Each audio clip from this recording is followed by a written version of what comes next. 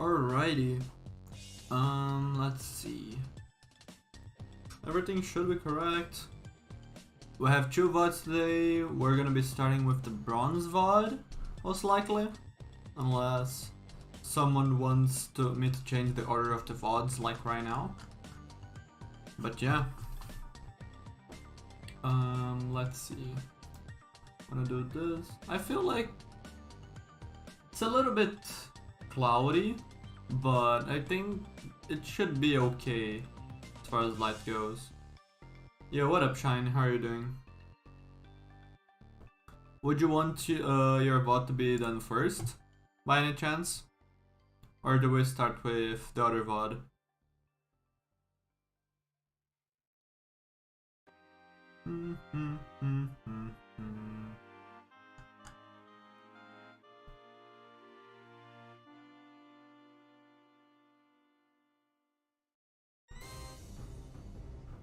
You can't go in voice? That's okay. Don't worry about it. Also, hello, Broso. I don't know if you would rather me call you your YouTube name or your Discord name, so just let me know. Overwatch. Alright. Shine, will you want to join voice for your review? Or no? Because if not, then I just don't even need to keep Discord open during the stream. Yeah, I know that you're Broso. I'm just curious if you would rather me call you Broso in YouTube chat or Crazy Rabbit. You can join voice? Okay. Then I'm going to leave Discord open. So just, do any of you two, since both of you are here, do any of you two have any preference to going first? Because if not, I'm gonna be starting with this VOD, and then I'm gonna move on to the Diamond VOD later. Oh yeah, while you answer that, I knew I was forgetting something. I need to go grab some water before I start this. So I'll be right back.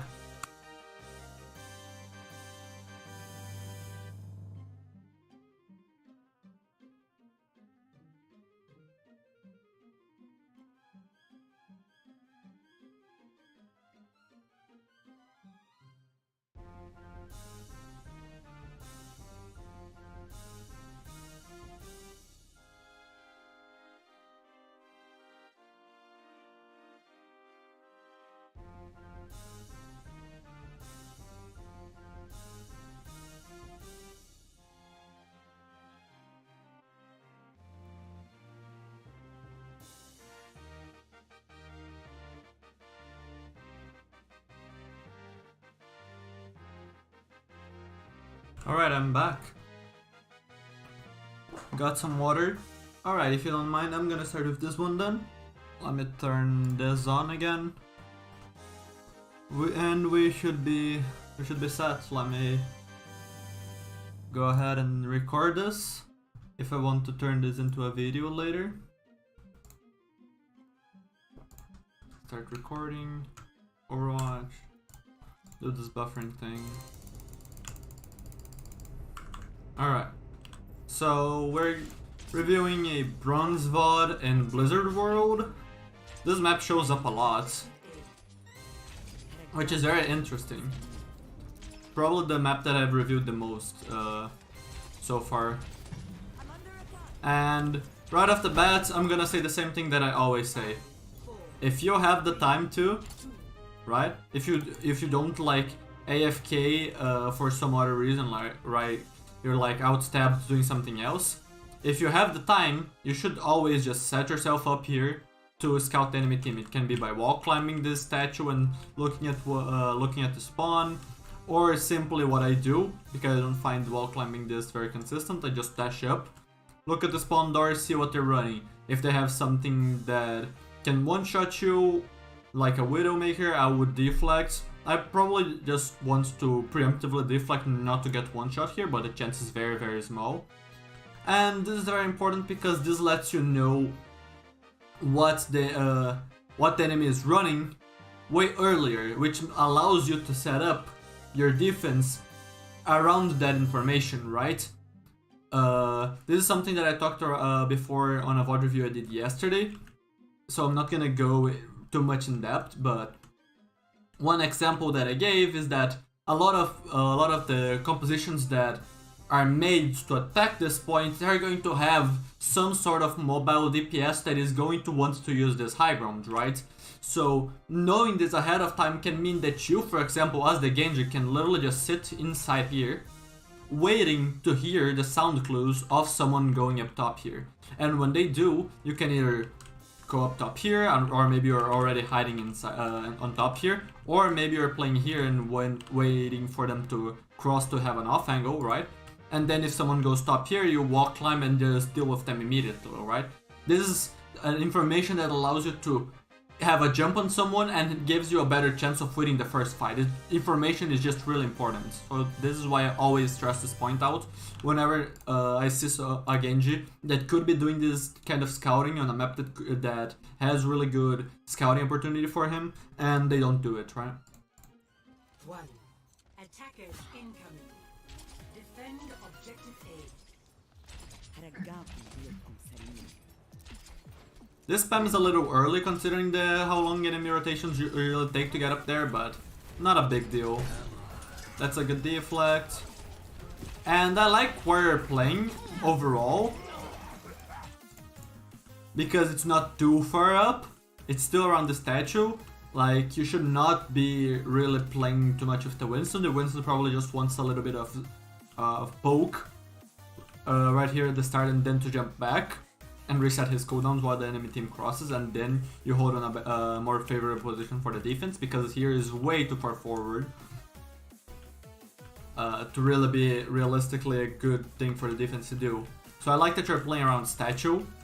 The only thing that I would have liked to see you do more is, one, if you are trying to double jump a lot because you are feeling in danger, so you want to be moving, right?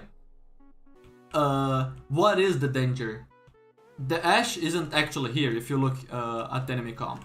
The Ashe has yet to peak, or at least isn't peaking right now, right? Ryan and Zarya aren't going to be damaging at this distance. The Ana doesn't have any burst for you at this distance. The only character that is threatening to you in a scenario like this is the Pharah.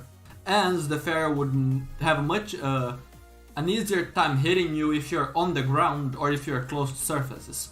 So the best thing for you to do against the Pharah, if you want to just spam this area, right, this spam lane, because this is a choke, right, so this is very easy for you to look at this general direction and spam and hit a lot of shots, don't have to think much about aiming, is to simply stay here in this high ground of the statue, and then you can jump away and then double jump back, and then you maximize the time that you're in the air. So the Pharah either hits a direct hit on you, direct rocket, or she splashes you for very little, if she even can splash you, right?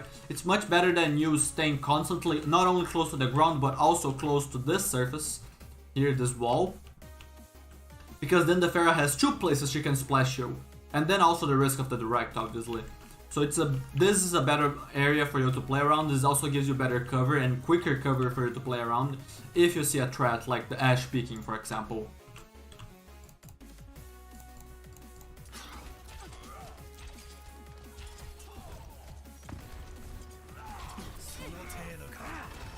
This deflect was unfortunate, although if you play on low latency, and I'm not gonna talk as if I haven't made this mistake before, I have made this mistake many times before, but I would blame a lot of that on playing on high latency.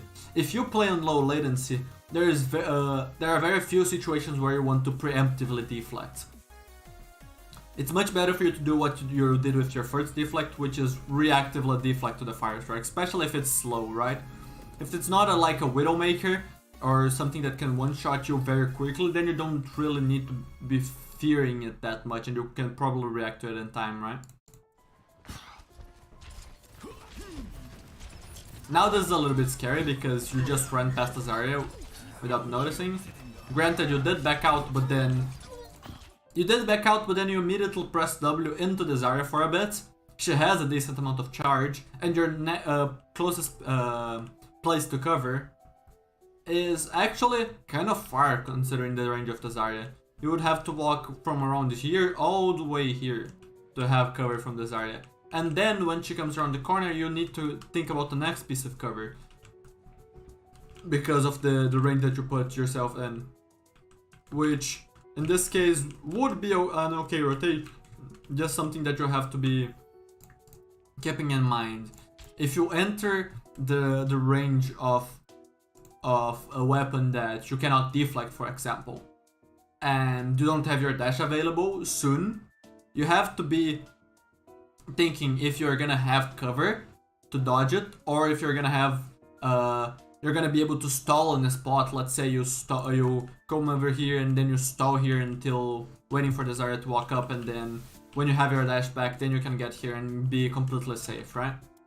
Because the way that you currently are, you ended up risking yourself way too much, and if the Zarya plays a little bit better, you're probably dead. That's Zarya because you overstayed your welcome.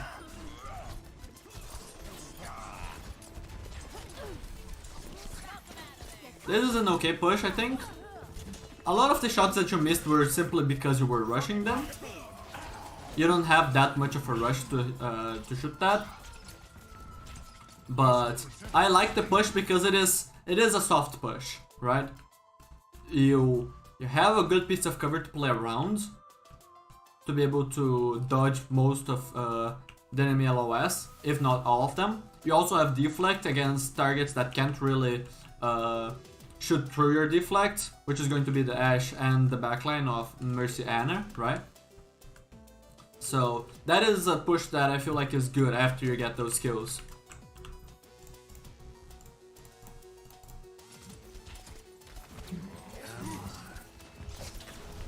This one is a little bit more dangerous though. The Zarya is still half health, she's being pocketed by the Ana, the Mercy is in range to pocket her, and then you're gonna be out of both of your cooldowns away from cover. This is another wasted deflect. And your team is playing up a lot. The only reason why your team hasn't already lost this first point is simply because the enemy Zarya isn't being able to farm you as well as she could do if she was of a higher rank, right? Which is not a good thing to bet on to win a game, right? It's one thing to adapt during the match to a certain player's playstyle to be able to counter them, right? Let's say you are playing against a Cassidy that permanently flanks. Then predicting those flanks and beating him in 1v1s in those flanks is going to win you the game. Nice. That's not cheesy. That is just showing you being a smart player and adapting on the spot.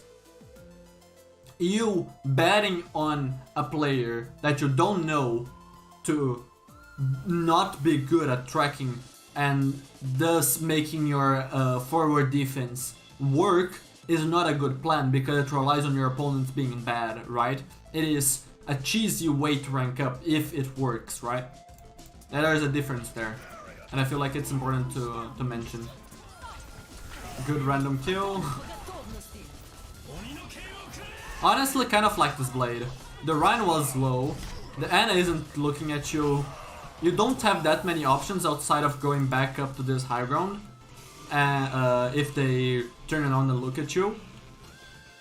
You could also maybe go here, but I don't mind the play you did. I just feel like it would have been a little bit better if you had that plan in mind already before you did the engagement. Right? There are some times where you're going to go in and then you're gonna see something that, okay, someone wasted a cooldown, I want a blade here. Right? And then you pull out the blade after waiting a bit. But in a scenario like this, of this kind of engagement, right? If everyone turns, you're dead if you don't react fast.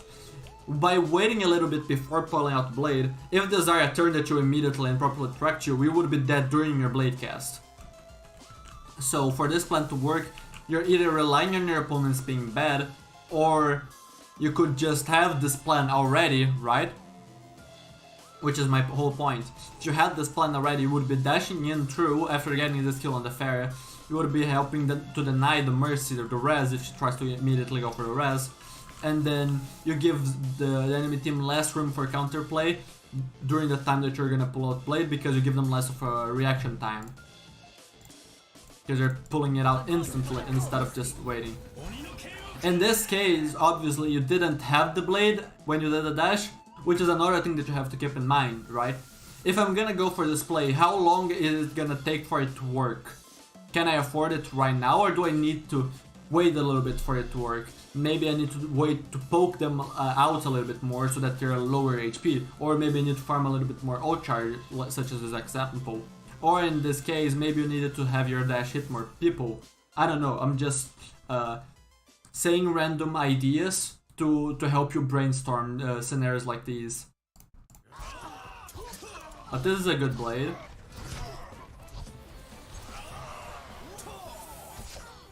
Probably should not have dashed the Valkyrie Mercy because the chance of you killing her is small.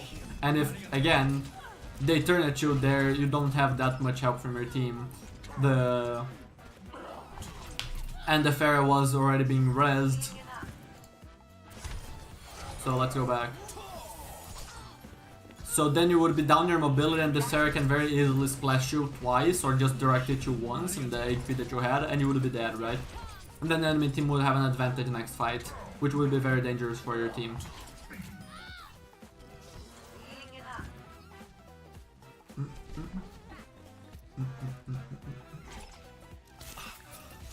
Good poke. Very, very good poke. Also, I love that how the replay is bugging a bunch of projectiles. That fire strike is non-existent, but yeah, unlucky.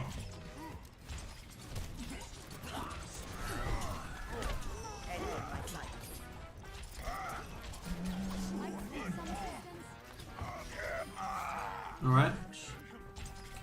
This match, and let's see how this is gonna go, right?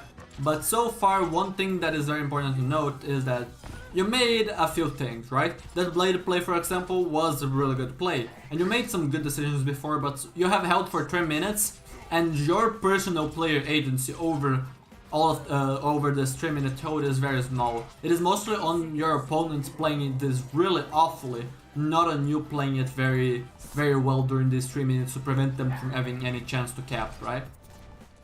So for example, the Rhine charging in 1v6. Right? He's gonna feed again. This is a good punish that you help? Yes.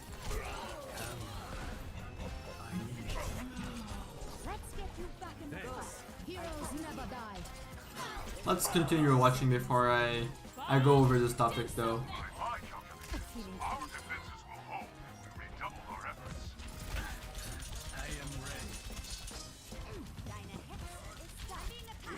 Also, if you're gonna be shooting the Bob, if you're gonna be shooting this Bob, there is no excuse to not go for headshots, right?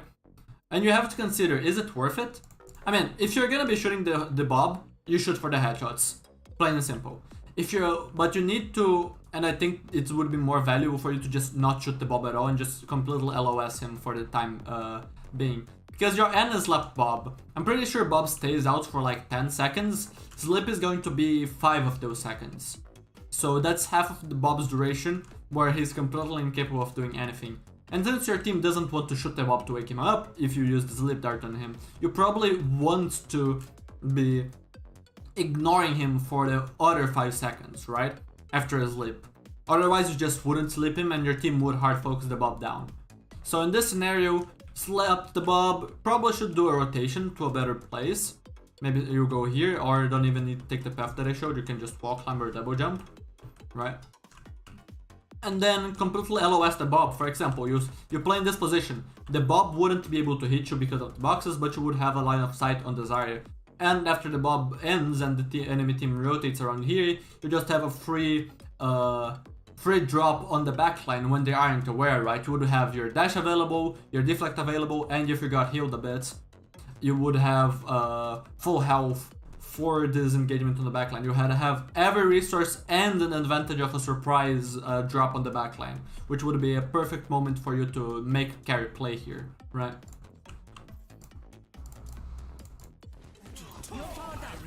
Nice, you force out the bubble before you look for the blade.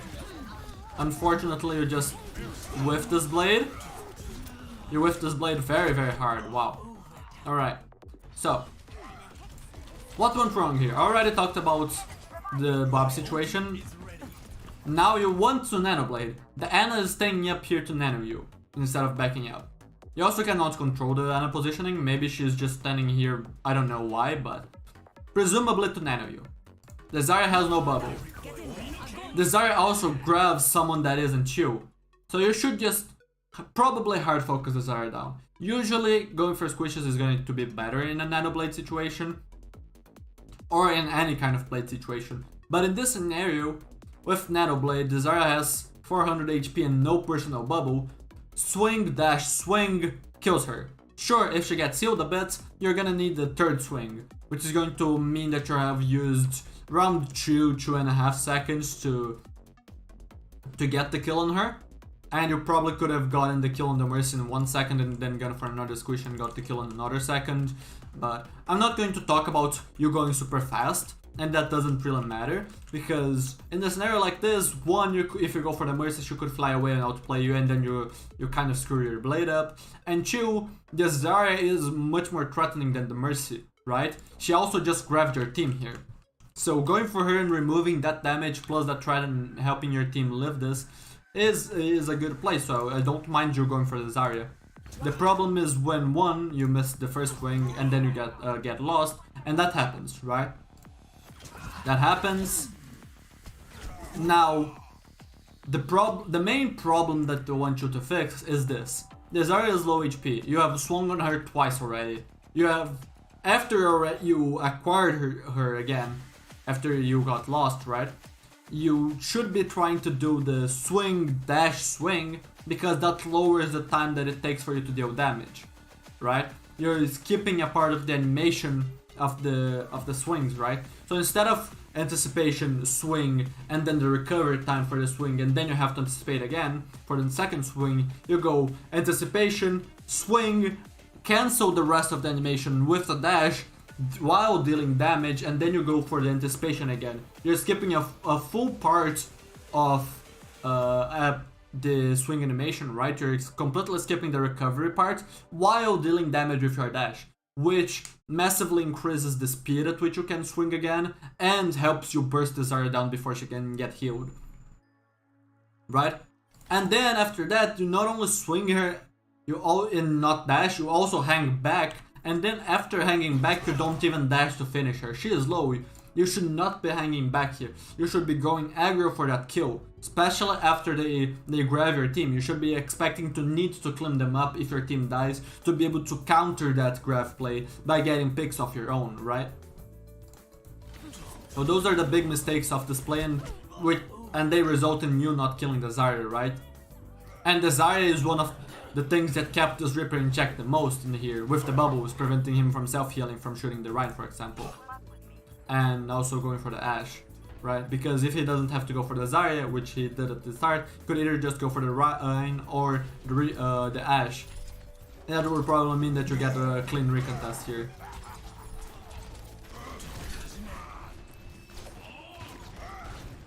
Good attempt at a finish on the Rhine. Mechanics were clumsy, but that happens, and mechanics will get better over time, right? I'm not here to talk much about mechanics. Yeah, what up, Faye? How are you doing? So that Nano Blade could have gone a lot better. I feel like missing the Zarya at the start is very bad, but it does happen. The worst problem comes later without the swing dash swing, right? And then also hanging back in a scenario where you have to clutch. Those things about game knowledge rather than mechanics is what I care about. And would probably have you either have a fair shot at holding first, or would have let you at least have a good shot at that, right? Now, there was a lot of just AFKing around in this, these last 20-30 seconds that I was talking about the previous points. Let me go back a little bit to actually go over this. So you're scared of dash, fair, then you reset. You are full HP. Your Hog gets a pick, your Winston gets a pick. Both supports are down. With both supports down, and now the Ashe down too, right? You don't need to hard engage them, you can just run them down slowly, which is sort of what you're doing. But you also don't need to feel scared like this. They're the ones scared. This was a good engagement from you though. So you did realize that, although a little bit late, and you also weren't set up to properly capitalize after Winston went in, and your Hog got pick on the backline too, so that's a little bit of an issue with the game sense, right? On a composition like this, what is your strength, right? Your strength is close range. You're not playing, let's say, double shield with Widowmaker and Hanzo. That's a composition that wants to play far away, hang back, shoot the enemy a lot before they get close, right? Your composition has Winston, close range, Reaper, close range, Hog, medium to close range. Ana can snipe, yeah, of course, but your Ana isn't the one that's going to engage, right?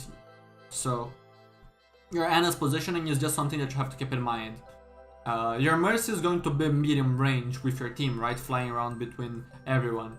And you would rather play close range. You can play up to long range, but it's not the best thing in the world. Genji's poke is one of the worst because it's hard to hit, low damage. Sure, it can deal good damage with headshots and it doesn't have fall off, but the projectile speed is very, very small, right? At least compared to other projectiles, such as, for example, Hanzo. So Genji poke is very limited. So I would rather play close with this team. And so you probably want to be setting yourself up to play close range. If you want to play close range on these people, you probably want to play turrets. This is a turret, right? So this is the call out for this place. Turret. And this is a very good position, because if the enemy tries to rotate over here, you can just poke them if you want. You can just drop, shoot, double jump back, drop, shoot, double jump back. You can also just walk here and drop on them, do a dash through, or try to assassinate someone. Because you didn't have to use your dash to get in, you can use your dash to get out. Lots of stuff that I've already talked about before as far as pathing goes. And this also gives you the same option to do it if they go main. Alternatively, you can also try to be sneaky and hold inside and wait for them to cross and then have be close to them that way. That is something that you can also do. But the main thing that I want to cover here is that, which didn't happen last fight, is that your team was going in and you had no idea what was happening. After you got shot by the Ashe and then you got healed up by your Ana, you didn't make any effort to understand what was happening in the fight and how you should participate in it, right? So let's look positions. Let's look positions.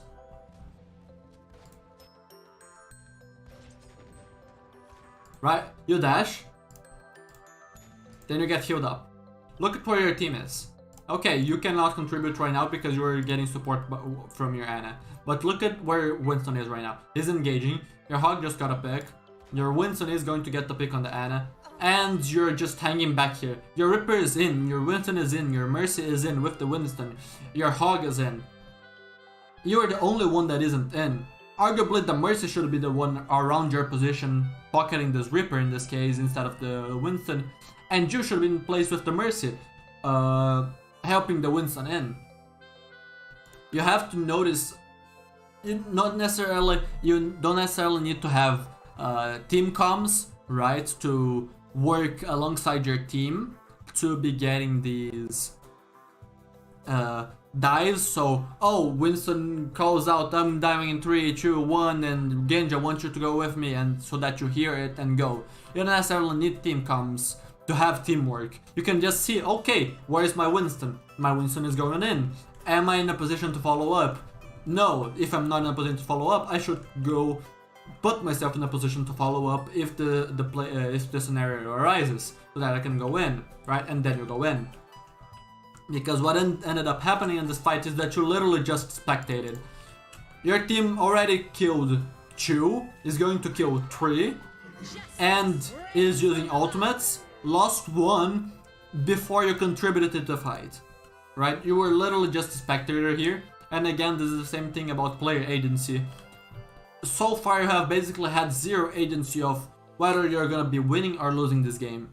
The only real play that you made was the 1 blade that you got 2 kills with, and you tried to with the other Nanoblade, and I already went over that, right? But considering that this match has been going on for almost 5 minutes at this point, it is weird that you have just AFK around so much, you know? And this is one of those things that if you start looking to do more stuff in the matches, you're gonna notice that you're going to be getting wins more consistently if you are good enough to climb rank, right? Because if, let's say, you have the skill of a diamond, but you are literally just spectating 90% of the time, you're going to lose bronze matches, right? Because you simply aren't contributing. That is, that should be very simple to understand, right? And so, these matches, no matter what your skill is, or at least this one specifically, no matter what your skill right now is, you simply aren't even getting to use it because you aren't putting yourself in a place out there to use that skill and see if you deserve this win or not. Alright? But enough about this topic, let's continue the review.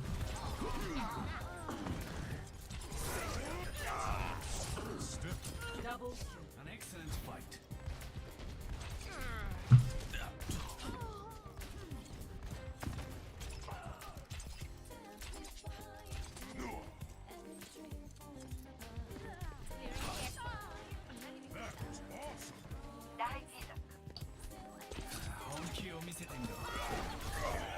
Good. You tried to go for the dash there. You deflect to not get bursted down by her because she has high damage output. You do realize that Anna is there and you go for her. Good. You also, I was like before with the Ashe, right? You get TNT'd and then you just back out when you realize that you're in a big danger. And this is a very good blade. And it happens. You will get lost. This was already a very good blade, Nano Blade. And you're going to make mistakes like these of trying to go fast and missing, and that's completely fine. That's how you improve in the game, right? 30 seconds remaining. Better for you to make these mistakes than not make this mistake. Unfortunate. Very unfortunate that you didn't get that grab deflect. But good idea.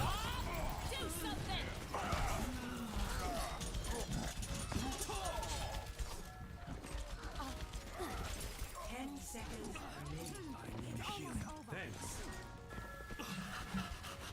Now you completely ignore the Ashe that is just was on the high ground, dropped from the low ground for no reason. And now you're simply rushing shots. The reason why you're missing these shots is not because you are mechanically bad, it's simply because you're rushing these shots because you are in the middle of the entire enemy team. And you don't know if they're gonna look at you at any point, so you wanna get these shots fast, right? But that is the thing that is causing you to not hit them.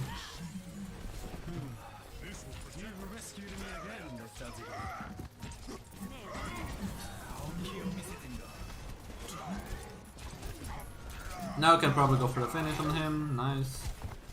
Your team gets the kill. Now you should be scared of frontlining Azaria.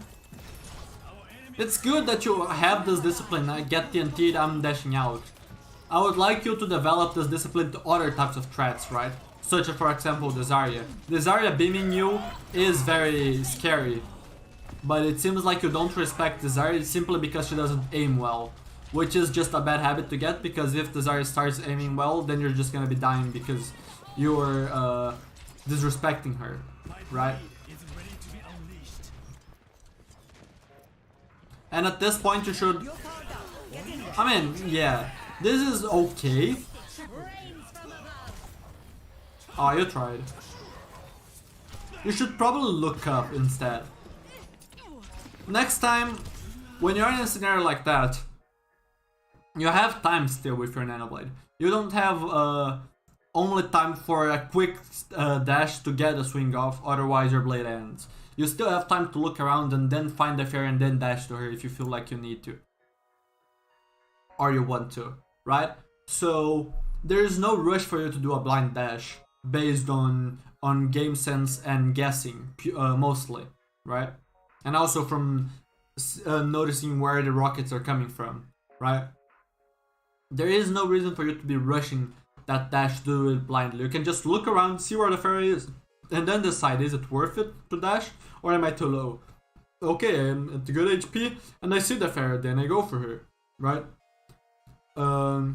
This is one of those places where speed was in fact a trap for you and it made you miss the skill on the fairy because you rushed the situation that required no rush. 60 seconds remaining. And now we're at enemy spawn. You end up not noticing that. That's one of the things that I was going to say. This nano blade isn't that worth it. If your nano does nano you, then I would say yes, go for the blade. But if your nano doesn't nano you, you just don't play it, you just quickly die and reset. Right? You don't want to get staggered.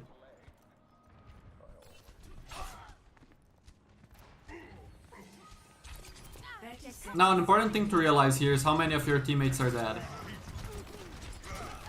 What is your quickest rotation to safety in here? In this case you're probably going to be safe by just dashing here and then you have deflect and then you have this massive cover that the enemy cannot chase you for. But before, when you were a little bit up and in the Zarya's face, if she looks at you and then your dash rotation gets a little bit more iffy, whether or not you're going to be dashing here in time without the enemy looking at you in time to kill you before you get to cover. But right now let's continue seeing what you do. Because your team is mostly dead, right? At least both tanks are right now. Never mind, it works out, huh? It seems to be working out at least. Wow, you don't get grabbed there apparently. Okay, this is a big thing. If you are going to go for this Rhine here, right? Okay, you realize Rhine is feeding. Sure, you are scared of the grab, but you can move up a little bit to make your shots land better on the Rhine more consistently too, and maybe you can even use your secondary fire instead of primary fire at this distance. But if you are going to focus the Rhine, you probably get closer. If not, you probably just look to fight someone else other than this Rhine, right? And one thing that you didn't even do is bother looking who is close to you. Just saw a grab lobbed right past you, and you can hear people on your right. You're basically on payload stopping it, so, and since they're enemies payload, you can see that on top here. You should look to see who are these enemies. Should I be scared of them? Should I fight them? What should I do about them? That's something that you completely ignored here.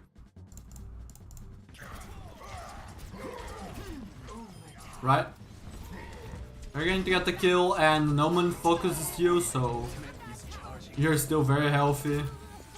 Mercy tries a very weird res.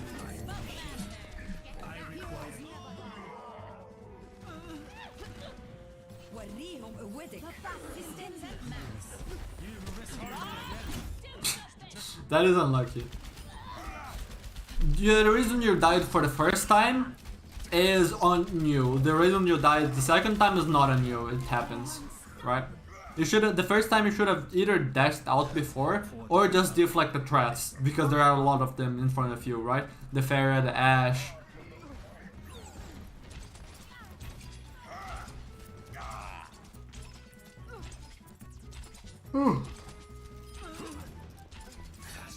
And that's gonna be round 1.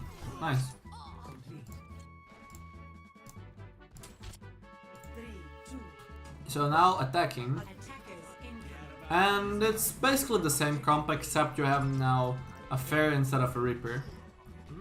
Probably should just dash out of spawn, because you're not gonna need the dash soon, so that would just let you poke faster and know what enemy comp is faster. I hate that this Fire Strike is bugged on the screen. And again, why are you so far away? Why are you playing Sniper Genji? If you are going to, if you feel like you want to play far, you just play a character that is good to play far. You go back to the spawn, you swap to Widow, you swap to Hanzo, you swap to Ashe, you swap to Soldier, right? If you're going to play Genji, sure there are gonna be times where you shoot them from afar, but there is no one stopping you from just walking up here, then maybe climbing on this statue, shooting the people here low ground while having a little bit of an angle on them. And also good cover from being high ground. If you see the dash is split, then you can just dash her and force the engagement. Try to force her off this high ground. Or you just walk up, walk climb and fight her and keep your dash. To follow her if you coach guns, whatever. Or if you get low to get out. But what is there to stop you from just walking up? Nothing.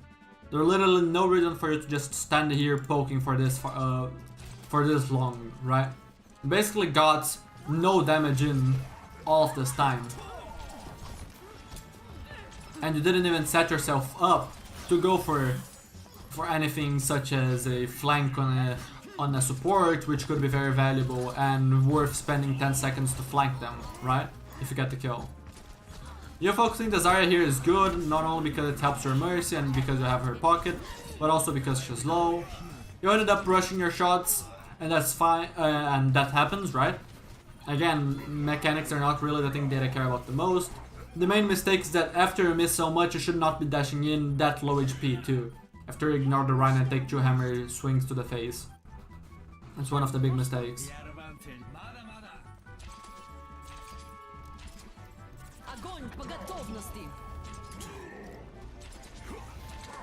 Now it's a little bit more okay for you to hang back because of the grab, but you still are just way too scared to play up. Way too scared. And then you lose so much effectiveness from doing that.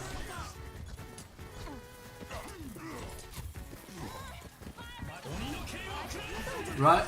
Okay, in this situation, yes. Pulling out the blade there, dashing in and getting one swing is going to get his own nations. Most of the time you should be walking up. You should just be walking up and then pulling out the blade. And swinging and keeping your dash to outplay cooldowns such as Ashe coach guns to the high ground. Then you have the dash to follow her while she's in the air and if she drops to the high ground, right? Or if she coach guns away and then you dash to close the gap on her, right? But if your plan is to blaze there, you either walk up and blade, or I feel like you probably either blade instantly, right? You can blade instantly and then go for them, or you walk up and blade. What you did is just like very indecisive. Let's quickly go back to see.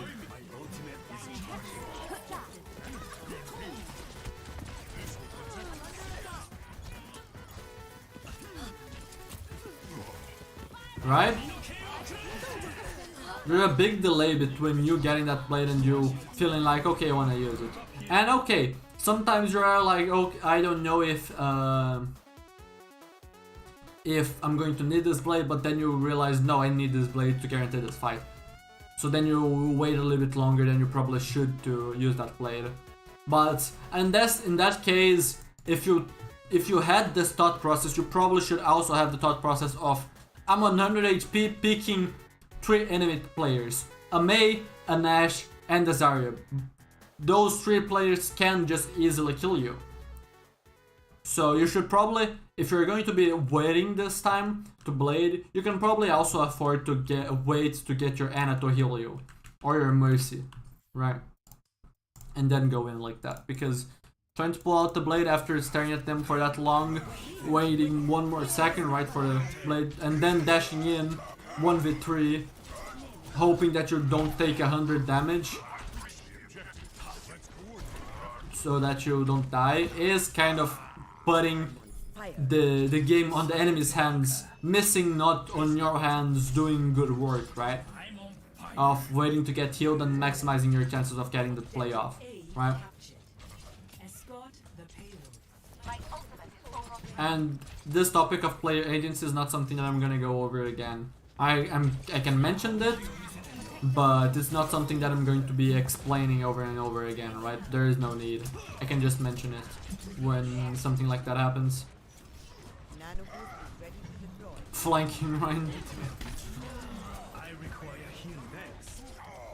And also this Rhine. This Rhine is another thing that you seem to selectively not be scared of, right? Because before there was a situation where Ryan was close enough to swing you, and if he swings you, you're dead. But then you didn't actually deflect preemptively, or in respect to the very real possibility that he kills you, right? It seemed like the only real scenario, and these are very good kills.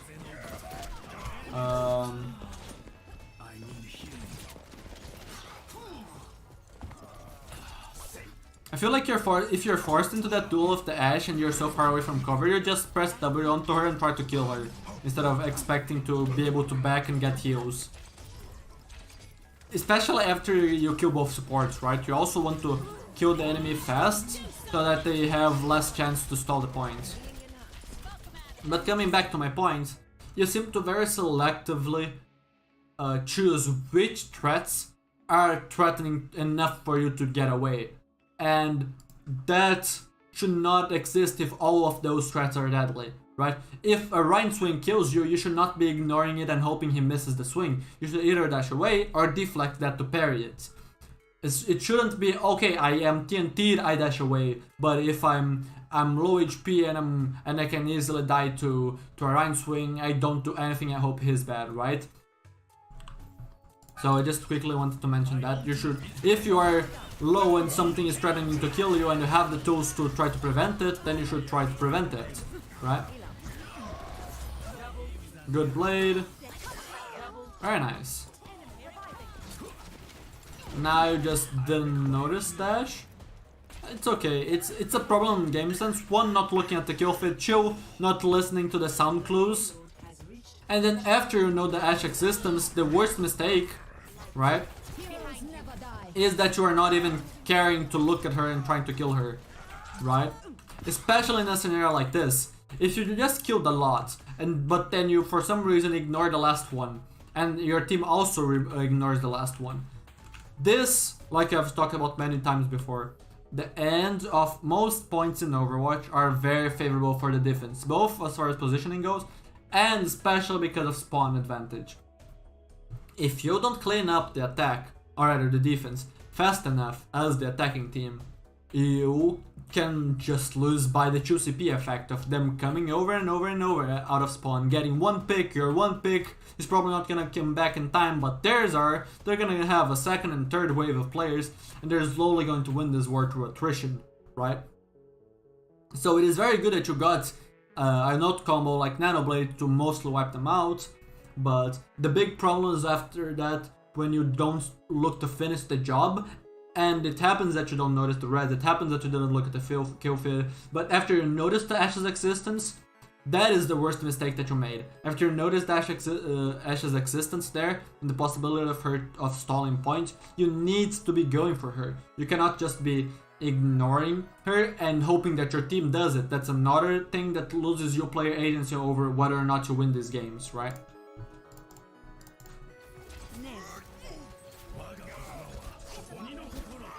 Good punish on the Rhine here. Wait. Okay. Again, what are you scared of? Why are you hanging so far back? There is nothing for you to be this scared about.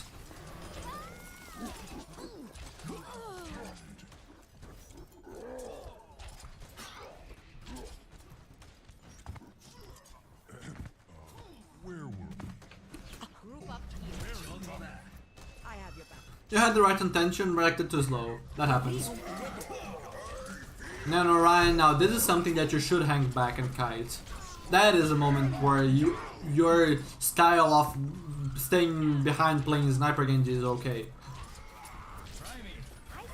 Again, same thing that I just mentioned before, it happens. And you had the right intention of the dash. It's just that you didn't realize that Mei could also wall behind you, and then that would prevent you from fleeing. So that scenario you should probably dash up.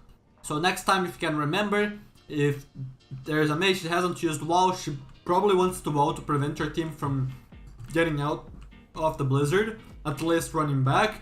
If they run into the enemy team, then that's good for the Mei, right? So in that scenario you should probably dash up, and then you use your double jump to stall in the air and run away from the Mei ult. But it's not a big mistake because your team is going to get wiped by that. your team just got screwed. So you dying there too instead of living doesn't matter much in this specific scenario. Right, look at the Xana. Look at the Xana. You should be dashing the Xana. She's completely out of position.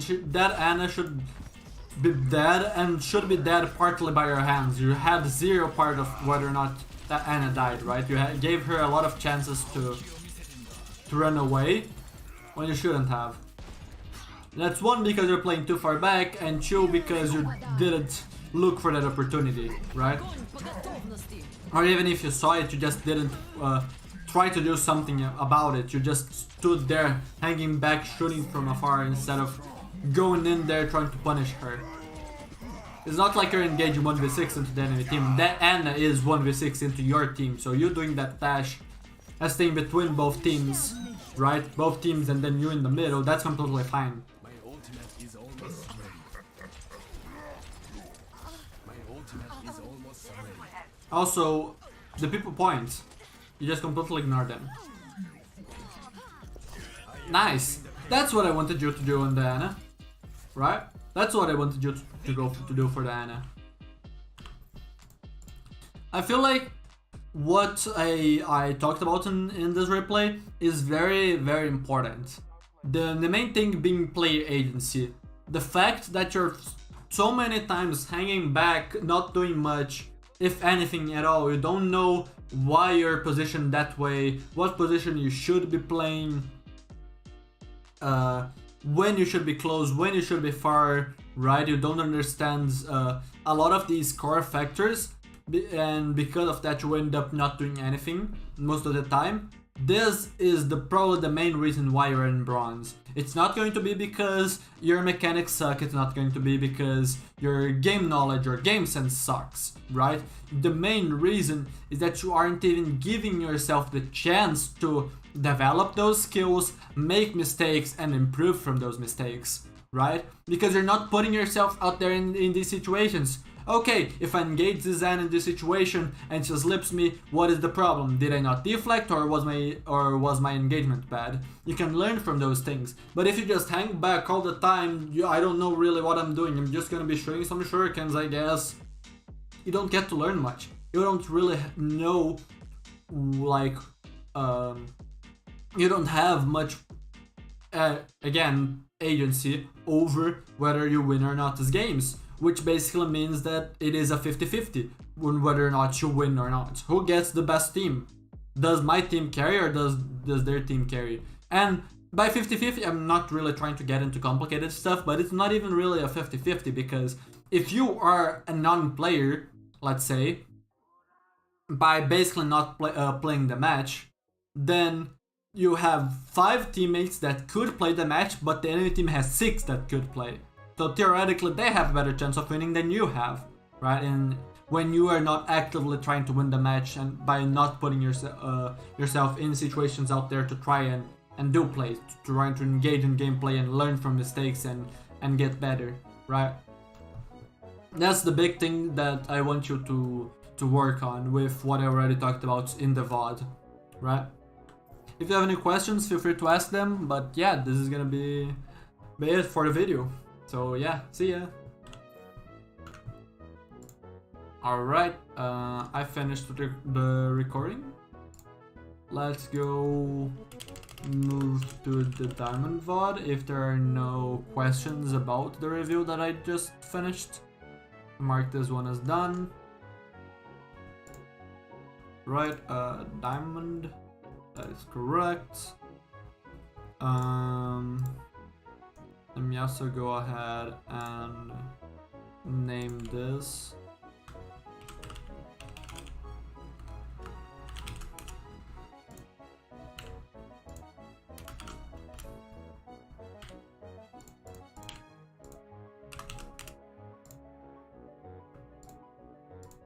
Alright. Named the file in case you decide to upload that as a video. Which I probably will. I feel like that is an interesting VOD that has a lot of this player agency talk might deserve a video, but I feel like maybe that video shouldn't be just an educational video on this topic for player agency. Maybe it can be a VOD review based on player agency, right? So this is probably how I'm going to address it as far as content goes. But yeah, I feel like that is a very interesting review that will probably go and have a video of its own instead of just being a stream VOD.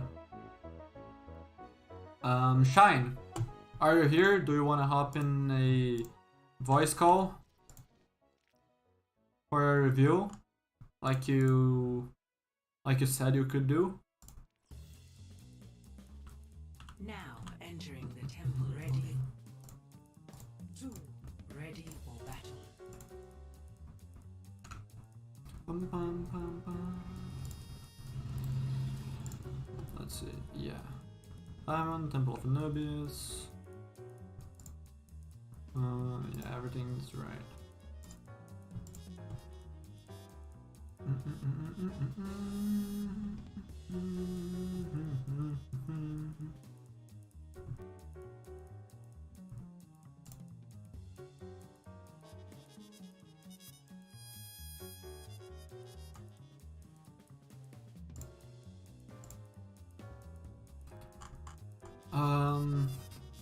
Let me see real quick.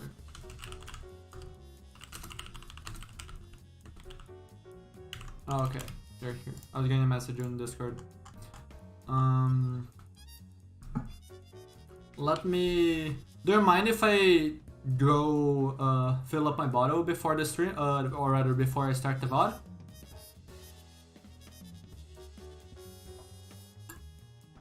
And then we can start the review. Don't want to have to do that during the review because I'm also probably going to be recording it for a video.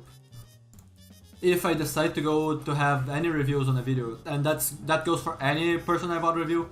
If you're going to be getting that video posted, before I post it or before I even edit it, I'm going to be asking you, do you mind if it turns into a video, or do you not want to be appearing on a video for a VOD review, right? So I always record these, but if I want to use it for a video, I will ask. So that's just something that I want to quickly make clear to everyone, right? I'm not going to be exposing anyone that doesn't want to be exposed in a YouTube video for educational purposes, right?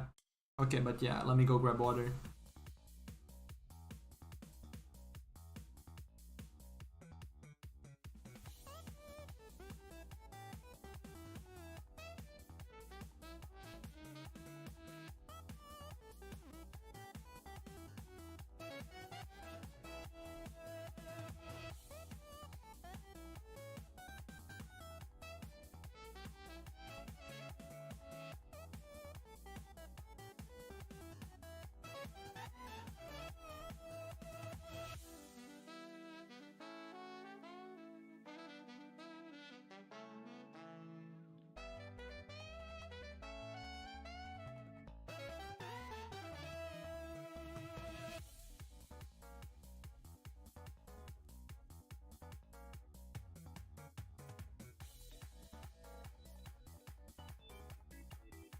Alright, I am back.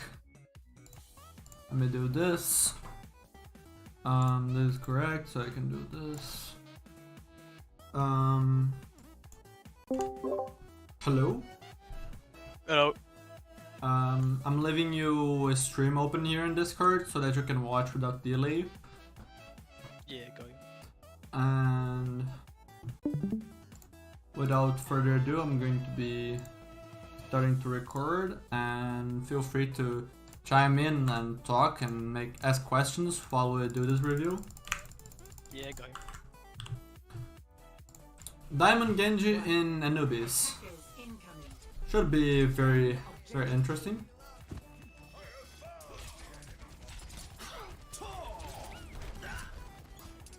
I need healing.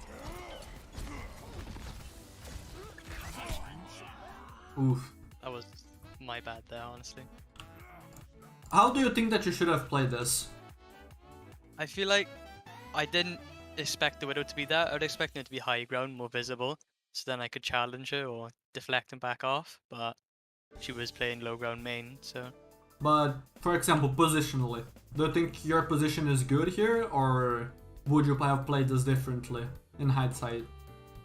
Hindsight, probably played on the high ground maybe. On the Which back one? right. This. There are many high grounds here. Back right where soldiers usually go, but I was playing from there, just poking down on the tanks. Wait, you said soldier here? Okay. Yeah, this high ground is okay. One thing that I personally do a lot in this map, like you did at the very start, poke, see what enemy comp is. If I see a sniper that wants to use this high ground, right, I just back off here, wait for it to hear the sound cue, and maybe I will just do this by wall climbing and double jumping and managing to get here. I'm pretty sure you don't need to use your dash to do this rotation. No, you don't. But you can also do it with the dash if you want to have more of a surprise factor, because if they are here and they look at you, they're gonna see you coming slowly, so you probably do use your dash here. And most of the time the enemy cannot punish you by having someone like a Winston jump in and prevent not getting healed from your team if that happens, right? So usually that is a very fine play for you to do. You can also do that play from the high ground that you talked about, which is this one. Can drop here and then do the same thing, except this one is closer if you don't want to use your dash. But wait, what you were saying? I got you. Okay. Understand. The main mistake that I feel like, other than this, I feel like setting yourself up for that is way more important than going for to chase the ball in that scenario. Like at this very start, you checking the ball when the ball was around here is fine. You do know that there's a Widow, but she isn't really in a position where you care too much about contesting her yet, right? You want her to feel safe to try to go for the high ground and waste the cooldown to get there so that you pounce on her. Or you just want to play to deny her, but while she's still rotating from spawn up the stairs and stuff, you don't really care about her, so you check in the ball to maybe make ball decide, no, I don't want to take one of these paths, is good. Yeah, because if the Widow was high ground, I would have challenged her or played differently, but I didn't see her, so... And you ended up, because of that, also just tunnel visioning on the ball and not setting yourself up for that play.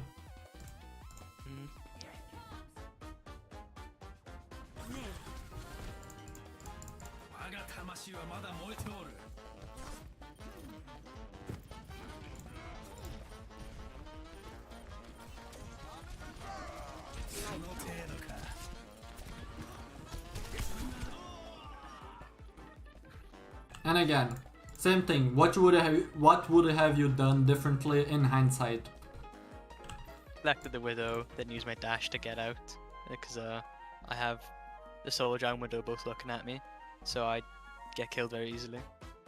One thing that I would say that you could do in that scenario, right? You died early, but your team managed to not die while you were respawning and for a good while, right?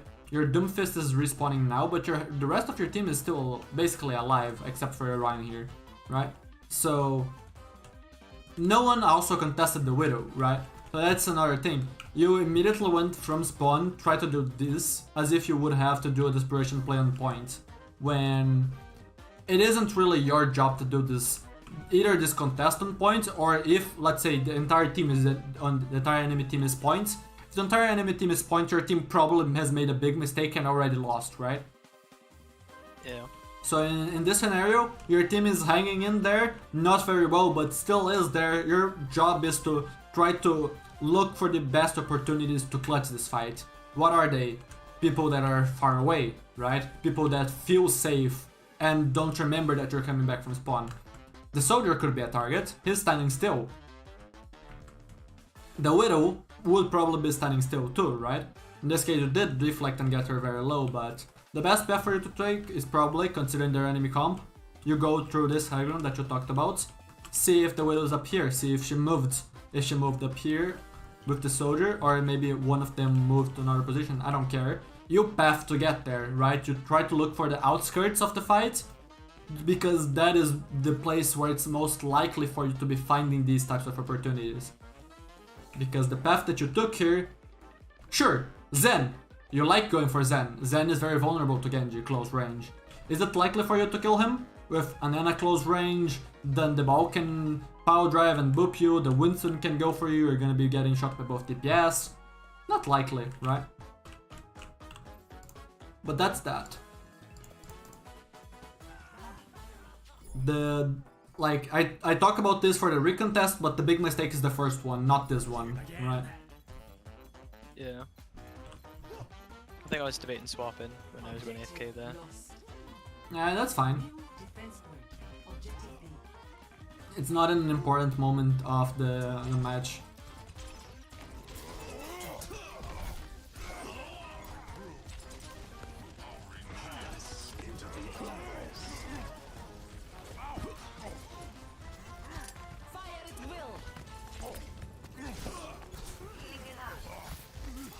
Okay, two nitpicks here. First one, this. I can understand being scared of this Winston. I would not, if I'm going to be dashing away from the Winston, and dashing immediately gets you out of the zapping range from him. At least if you don't dash through him, right? If you are in his face and then dash here, then you're going to be far away from him. If, let's say, you're behind him a lot, let's say you were here, let's say this wall isn't here, then yeah, maybe that dash doesn't get you away from him, but most of the time, if you dash away from the Winston, he's not gonna be able to shoot you. And in this case, he just jumps, so he cannot chase you.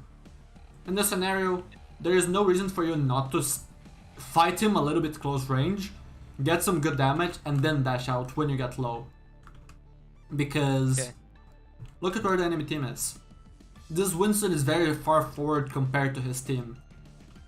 I don't think that the right play is to dash into him to maximize your damage, but I do think that staying as long as you can before dashing out would have killed this Winston. Because he did live very, very low. And that even made him trans. Yeah. But that's not the big thing. The big thing comes later, and you probably will notice what it is. And this grab. Why did you not kill the Winston? I was scared of getting one shot by some obscure thing, some like Zen or Soldier. Soldier's dead, but the Zen 5 burst in on a sleeping me, then I get anti-naded and then I'm useless to the team. Alright, if that really is what you're scared about, then why are you meleeing? Because the melee prevents you from deflecting for a little bit, right? If you are scared of the 5 orb, you just don't melee at all when you look at those strats, the Soldier, the Zen, and you deflect when they're gonna shoot, right? The melee... I really force a habit from like just practicing how much hours I have. And I'm also guilty of that. That's something that I could also improve on. But this melee, since it doesn't create a breakpoint on the Winston, it's just slowing down your DPS. It's also preventing you from deflecting if the Soldier, the Zen decide to shoot. And you could be dead during this melee, right? So that's the big mistake of 1, not killing the Winston, and 2, not having agents on whether or not you're gonna be alive during the time of their melee, right? Because you couldn't possibly deflect if you're doing an animation that prevents you from doing it.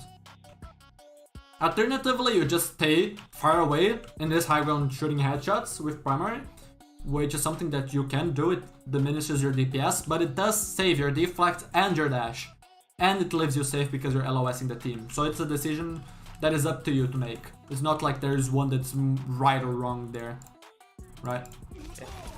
It depends if you're trying to play to kill the people on the grab, or if you feel like maybe you're not gonna be able to get this kill on the grab, but the grab is gonna let your team push, and from that push, having more resources than the enemy is going to allow you to win the next cleanup, right? Okay.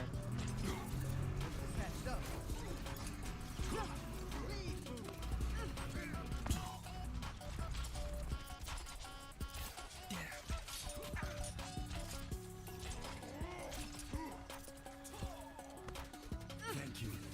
This is gonna make you feel better.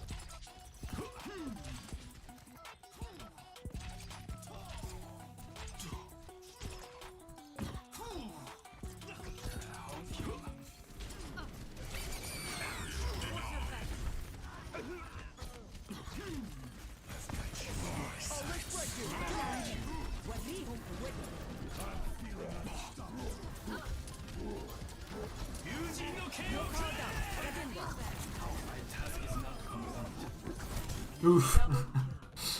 Oh god. I was trying to get the Genji, but I dashed through like 6 mines on the way there, so. Mines do last for way too long, but this is something that we all do. I did that like yesterday. That exact I think I thing. go echo here. Oh no, I don't.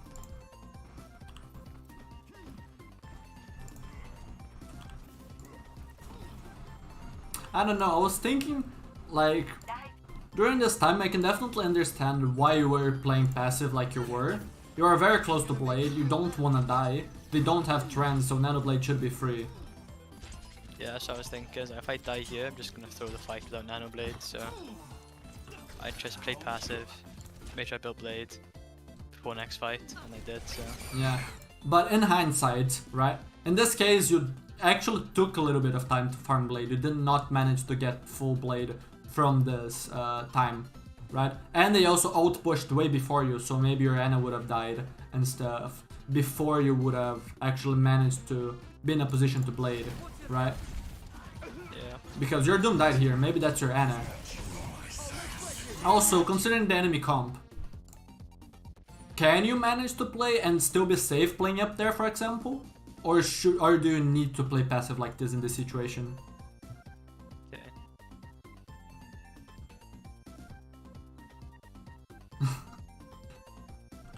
Because I feel like I can definitely understand, and you're definitely not wrong in just living because you have such a strong ult combo and they don't really have anything to deal with it.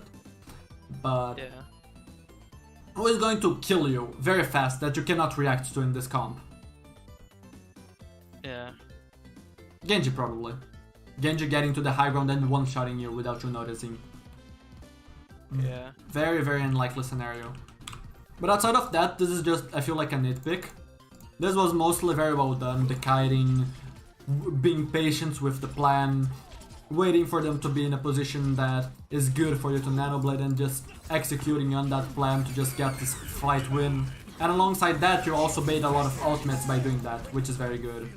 Right, let me go back to POV. Because you got Mines, Primal, Nano, and Visor. So that's a very, very good trade for your team.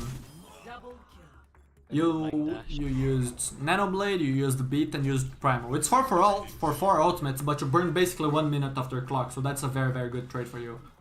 I will not waste this chance. I was thinking that when we in the fight, you burn time and lots of ults. And now they go Cassidy, which is definitely annoying for you. It But was, yeah.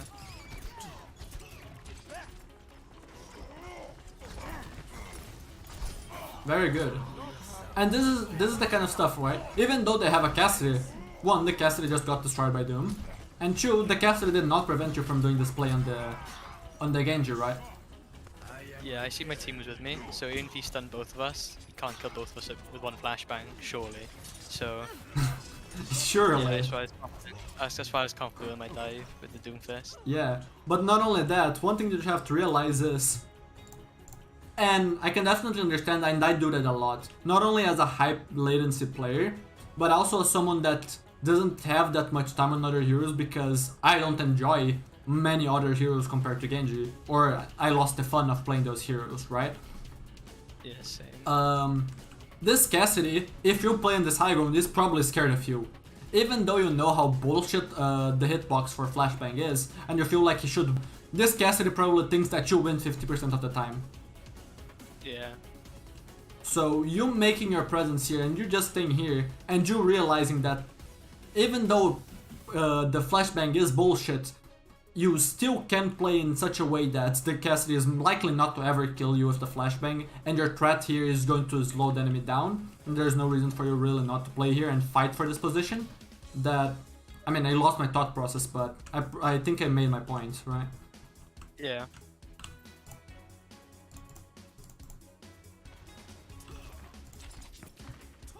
And now you're doing it, now you're holding here.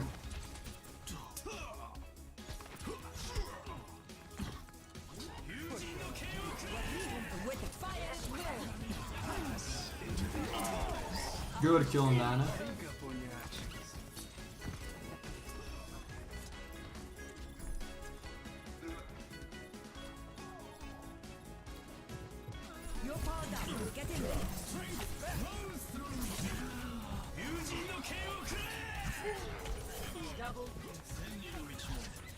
Very nice. One thing that I would nitpick here is your rush to touch point. I think I was gonna get body blocked or stunned by when I got stunned I wouldn't be able to get back on, so I was rushing. Yeah. In this case though, you ended up misthinking the thread. It's good that you had the thought process. Your thought process was just a little bit off. Okay, yes, they can maybe body block. Can they body block a Genji with dash? No, they can't. It's not, maybe if they had a Doom, because the Doom punch is gonna have priority over the dash, so you're gonna get stunned out and not have the full distance. But they don't have a Doom Fist, right? So they cannot prevent you from getting to point with the dash. Maybe your idea was to get to point without dash, but that seems unlikely to me. So the bigger... With the dash, build blade and then kill them all. Yeah. So I feel like in this situation, your thought process is valid, it's just probably not the correct one. I'm glad that you thought about it, but the biggest threat for you here isn't to actually get body blocked out of point. And they aren't in a percentage that prevents you from waiting 1 second to get your deflect back, right? Your biggest threat is getting stunned into oblivion and dead before you could do anything, which has almost happened. Let's see your HP go. Hooked. Hog basically removed half of your HP, and during your dash you lost another good chunk of your HP, right? And then you take another good chunk. If your Ana didn't support you here, you were dead, right? And then part of that it was because you rushed and didn't deflect the threat of the Roadhog. Yeah. But yeah, that is a little bit of a nitpick, but it could have mattered, so I'm going over it.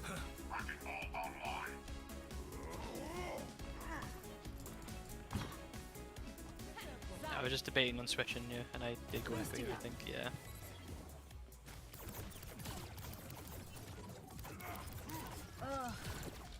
That's very satisfying. Right routine activated. This will help.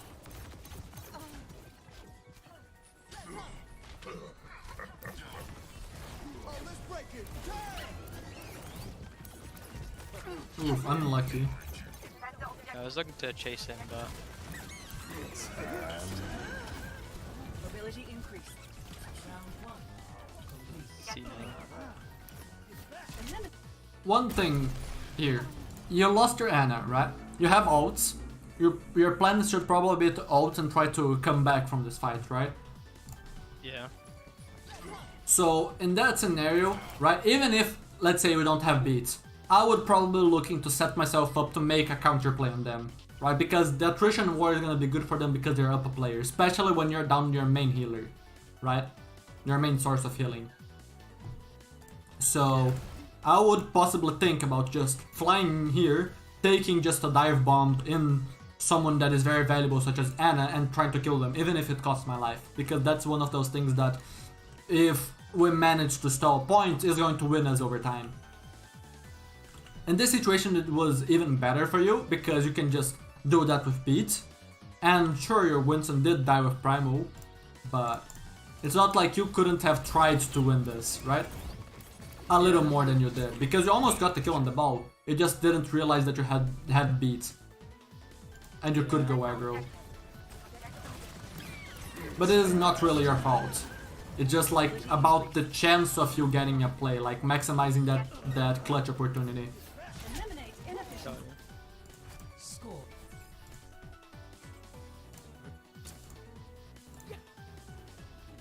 Defend objective A. Going free. Alright, this, as long as you get the third, this should be a very good comp for you.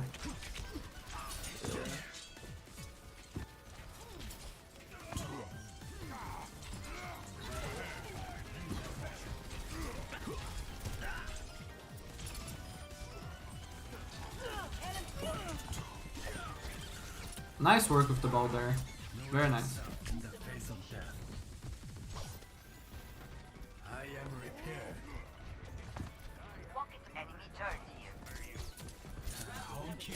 Nice. a little bit greedy without the deflect for the sleep, but still very clean, and you do have the right intention, right? The execution is what I care about the least. You had the right intention of going for the Ana, and you went for her and you got the kill. Next time. Help me. I'm securing the objective. Anyone want to join me? No. Nanoboost is ready to deploy. Objective A captured. New defense point. Objective B. Ooh, this is... This will help. I require healing. Nanoboost administered.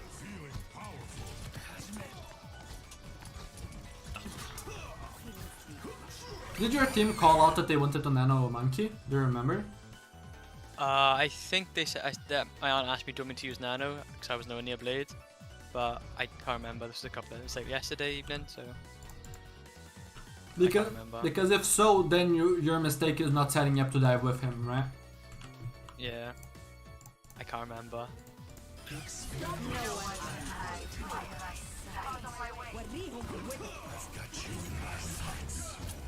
Very good kill. And this is sort of what I wanted you to do before, right? And it's not just with Nano Winston or with your Winston dive, right? This is just pathing in general. Like, taking a bunch of poke and hanging back a lot, which is what I talked about in the last VOD.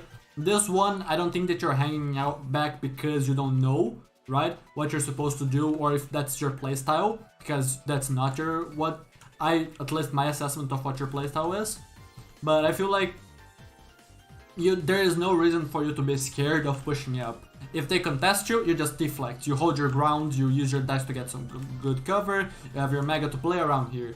You can probably just get very close to point before they even get to try to force you out. And if they try to force you out, they're putting themselves in a very bad position, ignoring this minefield, right? Because your team would be here to support you, and they would have to run into, let's say, your team LOS to be able to look here, and if you're hiding here, for example. Just putting out ideas for you to brainstorm how you could play around this to get closer to them, because that's where you're most effective at. And that's where you're like fighting, just like you just did here with the Winston. Yeah. Double.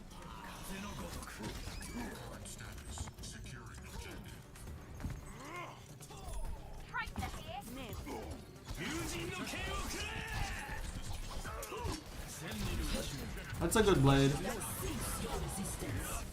Even though you don't have the dash to get close before, because of the zoning and their need to get the points, it ends up being very good. And yeah, you kept with a lot more time than they did, which is very nice. Ready for battle. Now though, one thing that you could have done to make that blade a little better is, instead of just hanging back here in points, waiting for them to come to you, how much damage do you deal to Ball? As a genji, like nothing. Yeah. So if it's not really your job to go Ball, chasing the ball or dealing damage to the ball when it contests points, and you know that their team is gonna have time to come out and maybe touch point or support the ball, you can just probably play here and wait for them, or play here and blade them closer, and that gives them less chance to outplay your blade, right? Not that your blade was bad, but that's just your blade was good, but this is just a way to make it give less chance for them to outplay you, and that goes back to the topic of player agency, right? That puts more power in your hands over whether or not they get the pre-contest or not. So just wanted to quickly mention that. 5, 4, 3, 2, 1. Attackers incoming. Defend objective A. Shield's taking damage. I'm taking damage. I actually don't dislike this. Wanted to protect my honor from the ball, by just my presence making them not want to dive the honor. My PC is... again. Are you lagging too? The stream lagged a little bit, but my Discord itself isn't lagging. Okay, yeah. So it's just my PC shooting itself. Lovely. Okay, let's fast forward this part because I already saw it.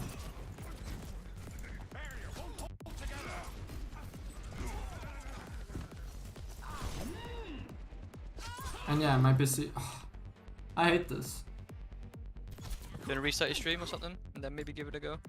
No, last stream this happened. It just ended up happening for like 30 seconds and then it went away. I'm just quickly going to check the manager to see what is happening with my PC. It should theoretically be fine. And sometimes it's spiking to 100% usage. That's probably why it's fucking up. Oh my. And now it is stabilizing to a very low amount. Okay. Good. Everything is up still, so it should be good. I'm gonna have to research this later, but I'm not going to stop now for this, especially because I think it shouldn't continue.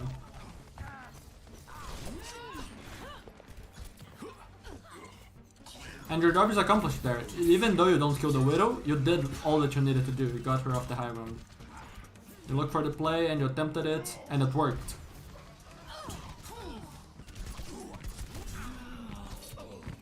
Good. I like that you're forcing this duel. This is a good risk reward. Even if, one thing that I'm gonna mention real quick, because I see a lot of people ask me about how to play Genji on defense versus offense, and people think that defense is way tougher. One very important thing to realize about defense versus offense is that on the offense, you dying matters less most of the time than on the defense. On the defense, like we saw in the first round, when you died, the Widow basically goes uncontested, right? They have a massive chance of winning first point. If that Widow dies when you contest her, sure, they lose 10, 20 seconds, right? 10 seconds from coming back to spawn, maybe 10 seconds to get up here back. But if you die, then you have to respawn and come back all the way here. That's a bigger distance, way bigger distance, right? So I feel like this is a duel that is fine for you to force, especially if you're feeling like you're going to win it, you're feeling confident in your mechanics, you feel like you have the jump on him.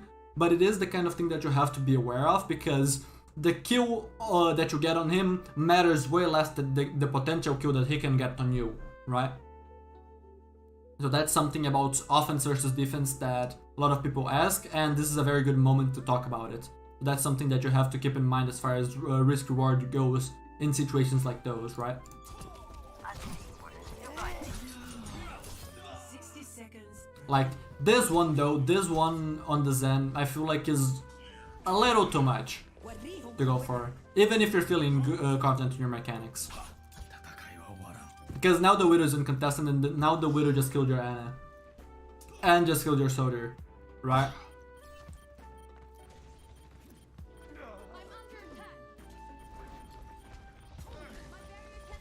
And sure, your ball's on the Widow, but that means that ball cannot be contesting points, ball cannot be contesting other threats and drawing cooldowns.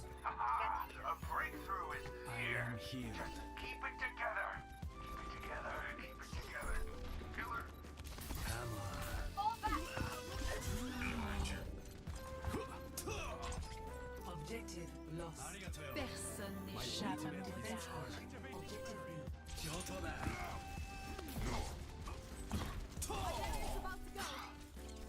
30 seconds remaining. Victory is near. Good, you're safeguarding your Ana while you farm Nano. Or rather, you farm Blade. Or the Nano Blade. That's good. Ultimate is charging. Go. Thanks. You're far now. Get in there. 10 seconds remaining. Oof. I'm on fire. Okay. Yeah. I think that after you get the Winston low, you should not be focusing him with the Nano Blade. Or, what I think is the best way, if you feel like you should go for him, then is not gonna be able to deal with him if you don't kill him. The best way to do that probably is to kill him with shurikens and then dash reset that dash with the ultimate, and then that gives you a better chance of nanoblading the rest of the team.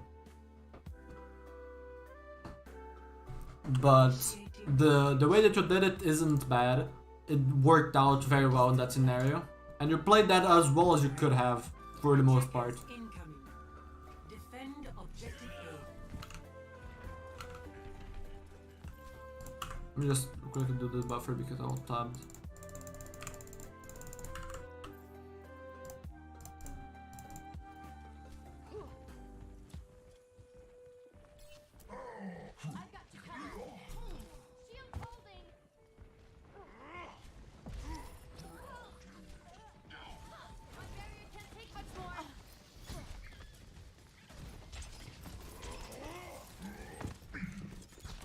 Now this is a little bit of a tougher comp for you to go into.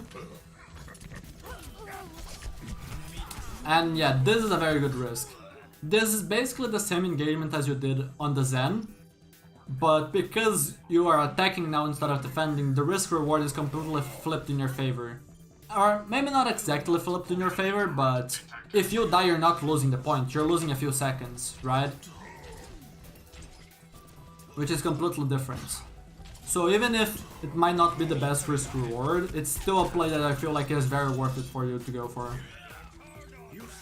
Enemy turret destroyed.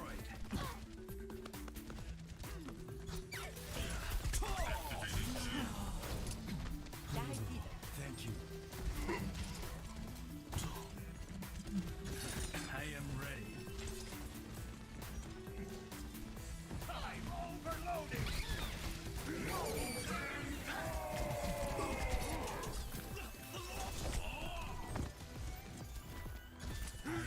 Nice.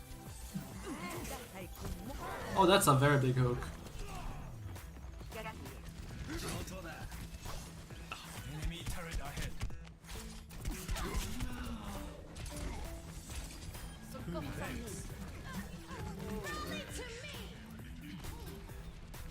I am taking objective.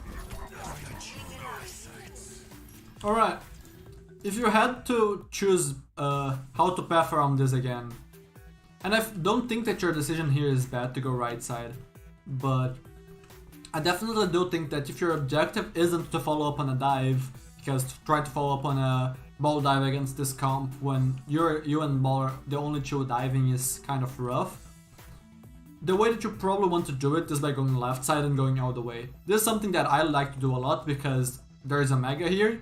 You can kite to your spawn and they probably don't want to chase you to spawn. There's another mega there. There's the mega inside here. And this gives access to one of the perches that snipers like to use. And if they go for this one is easier for your team to get to than the other one, right? They don't need special mobility to get here. So if you take this away, you're just setting yourself up in a way that prevents the enemy from backing up. And if they don't check you in this flank, you get a lot of value and you have more ways to reset than if you go for this place right here that you went. There are definitely times to go for this one. I just feel like overall this one is just the better pathing decision for most matches, right? Not considering context specific scenarios.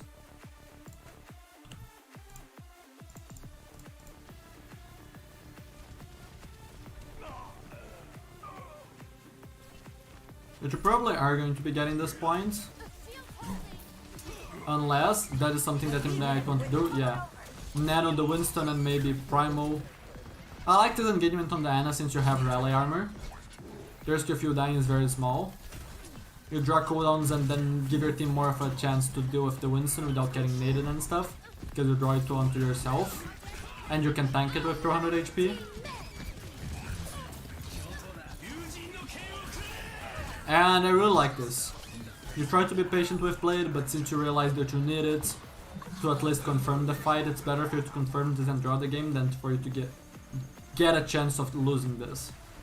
Objective A captured. New defense point. Objective B.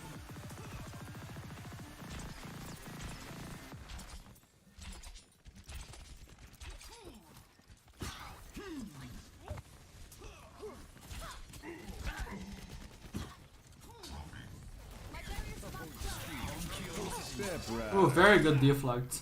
Very, very good awareness there.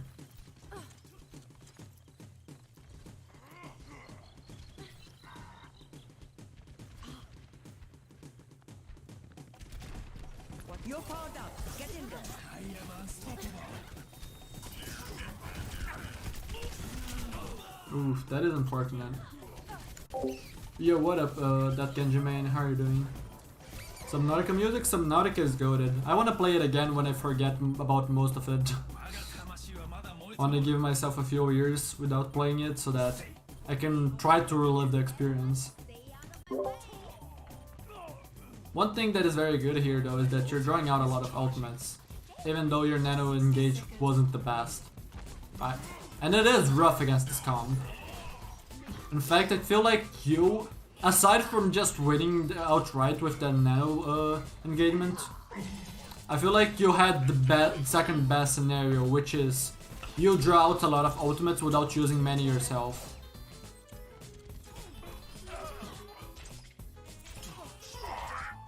My ultimate is charging. 30 seconds remaining.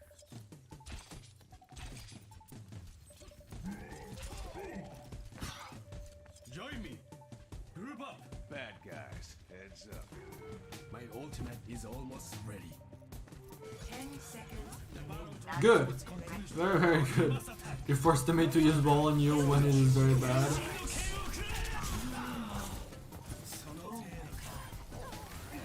And nice. Definitely a place where you have to take these risks with the blade.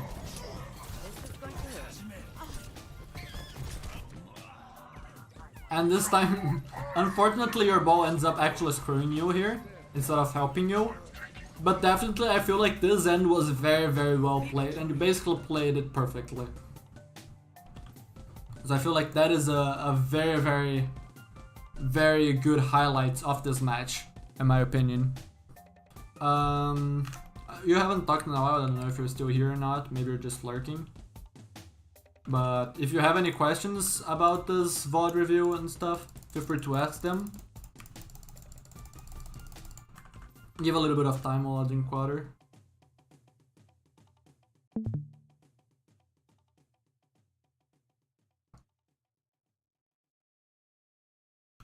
Maybe they ADC'd.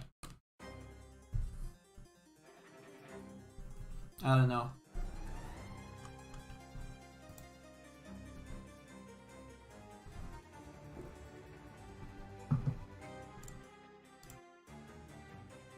Oh, okay. Their mic is bugged.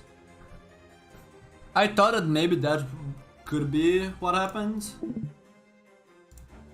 Good to know that it is indeed that and not just a DC because light went out or something. But yeah, let me wait a little bit for them to fix their mic or ask questions if they can't fix the mic, and then we can end the video. What my setup is. You can probably find that on my Twitch. I haven't used my Twitch in a while, but since I haven't changed my setup in a while, my Twitch should be completely updated with the setup information. Can fix the mic, but thanks for the review. Alrighty. Do you have any questions, or can I just end the video and then leave questions for later if you later find a question to ask? Alright. So that's gonna be it for this video. I really like this review. It is a little bit unusual, I would say. Like, a win usually isn't the best for reviews, and I don't think it gets the most in this scenario. But definitely an interesting review with a lot of interesting points to be learned from it. Like, there's no big points that I can make. Okay, work on this thing, you're gonna be climbing to the next place, or that's the biggest topic, or something like that, right? But I do still think that it is a very interesting review that we went over interesting points, right? Especially at the very start with the stuff about the Widow and the priorities in that specific scenario, the risk reward for defense and offense, like there are some really interesting points, very important ones, but maybe even deserve standalone videos in the future. But yeah, that's gonna be it for the video. I don't know why I'm bugging so hard. See ya. Alright, video is done. Let me swap this to my SR. I need to update this. Why it didn't work? Because the channel perms. What exactly is wrong with it? So that I can fix it. 4K 58.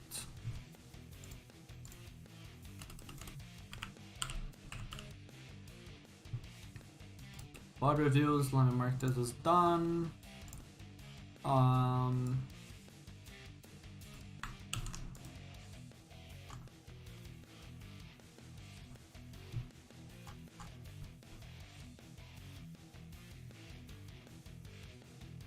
Yeah, you could not speak, but before you were speaking, right? So what happened that then you couldn't speak later? That's what I'm wondering. Like, did you mute your mic and then try to unmute?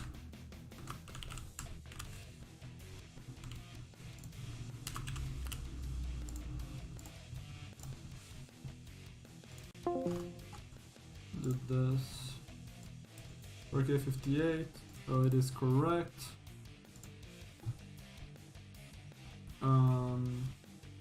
I can do this now. Your PC froze and then it bugged? I'm going to try to remember to take a look. Channel burns, Discord might not work. Alright, I made a quick note, so I'm going to check that out later and see if there is a setting that could maybe have been what caused that, to try to fix it. But yeah, give me 1 second. I'm starting to sweat, so I'm going to take off. I don't know the name of this in English, but just give me 1 second.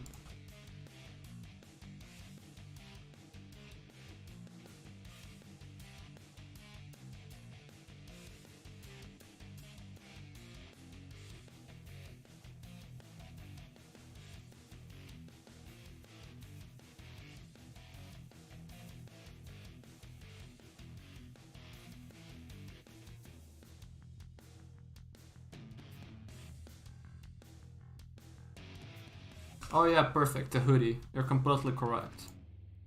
Now my hair is a mess. Yeah, thank you. I was feeling a little bit lazy to go out and bike today because I had leg day yesterday on the gym, but my legs aren't feeling sore or anything like that, so I feel like, considering that the sun is starting to come out a little bit more, the clouds are going away, and I'm gonna have a little bit of time after the stream or the sun is still out and it's not night, then probably gonna bike a little bit later. But anyways, I think that's all. I made the notes. I'm not overheating anymore. Okay, put the camera back. I'm unmuted. Yeah. This should be all. 458. Also, I finally got my other accounts. The other accounts at the start of the season had really awful win rate. It was at like 19% at the very start because I only won the game after the placements. I lost my 5 first placements. The only placements, right? Because it's only 5 games now, but...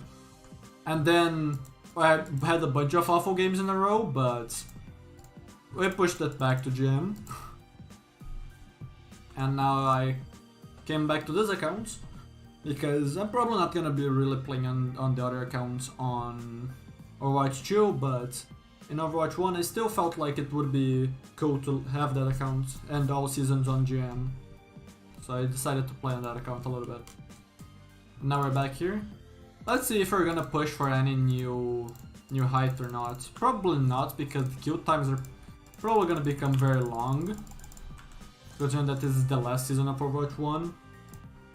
I had a 25-minute game earlier to play against the duo cheater. Very fun. So yeah, there is that.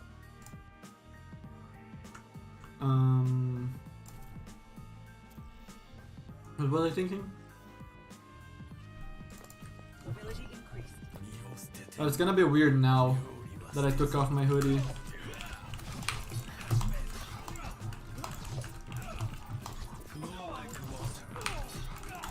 I don't know why my PC is lagging. Man, yeah, I know that there is high latency, but I mean lagging by losing FPS. Yo, what up, Sandman? How are you doing? I feel like this is a code that I'm probably gonna put in my drills video for 2022 if the workshop codes do get ported over to Overwatch 2. I don't think they will. There is the possibility that my drills video for 2022 I either skip or I just have to create drills with bare bones workshop codes or even no workshop codes, right? I create drills on the practice range. But if I have to do that, it's still gonna be some code drills to practice. Not like it's gonna be a bad year for the series. But I definitely have to say that I'm starting to really enjoy this workshop to practice.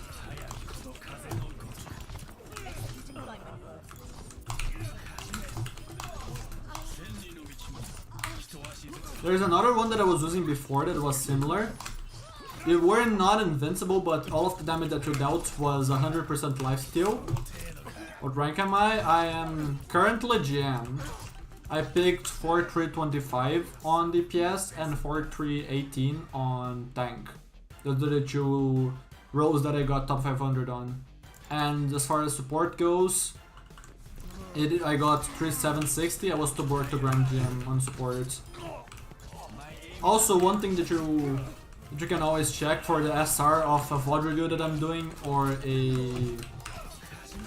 my current SR on an account that I'm playing is going to be right below my camera, where I show one, my role, and two, the number of SR that I have. So currently it says for 4058 because that's the rank that I currently am, and I will be updating it if I go up or down, right? What the code for this arena is? I don't think the code is going to show here. I think I can create a new one, because I don't know what the existing one is, because I just copied this from my friend. I didn't actually look this up on a site and pasted it here, right? I copied from a friend, so I didn't need the code, so I don't know what the original code is, but this is a code that will give you this arena.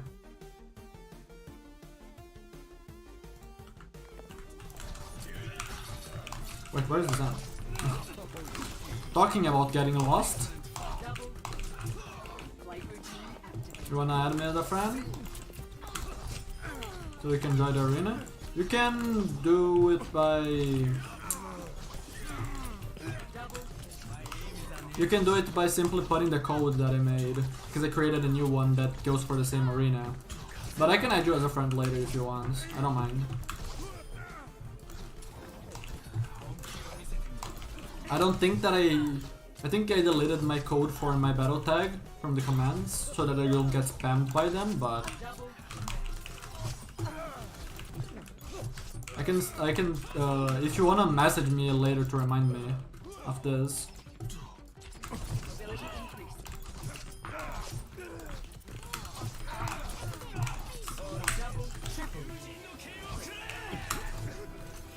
No. And that is the problem with blind death, actually, right? By being blind, you don't know if it's gonna work or not. Friend request received. Where is it? Oh, never mind. You do know my battle tag. Don't remember if I shared it somewhere or not. Maybe I did. Or maybe I just showed it on stream. Yeah, that's entirely possible, right? Where is it again? I don't remember. Is it when you hover over this? Yeah, it's here. That's how you show your battle tag. It's in my Discord? Oh, okay. Never mind then. I guess I'm dumb. I thought I don't remember the only thing that I made. I guess it's fair. Some of these things I made over a year ago. Right? I think I started YouTube like... When was it? I started YouTube on... 2019? Granted, it was a different channel back then. It wasn't about Overwatch, but... It's a long time. Yo, Grim Reaper. How are you doing? You could also be this good. Don't worry about it too much. Like, you probably have way more experience than you have, and it's not like you cannot get to this point. You just need practice, right? Practice, and also one thing that's very important for people to realize: I do VOD reviews for free, right? This is something that not a lot of people will ever do. This is something that is very rare as far as educational content creation goes. Not only do I do these VOD reviews for free, I also talk about a lot of topics that no other creator really does. Not that the Overwatch content creators for education are bad, but I definitely do have some very unique traits to my channel, right? And I didn't have this luxury of having a channel dedicated to educational content for Genji to learn him. I had to learn it through hard work, right? You guys are getting the good stuff, which is a free coach that is just giving you a shortcut to get as good as him, right? So if I had to guess, I wouldn't be surprised if a lot of you guys ended up being better than me after being a part of the channel for a while. Because you probably are gonna have more time to play than I do, and you're gonna have shortcuts to learning these things, right?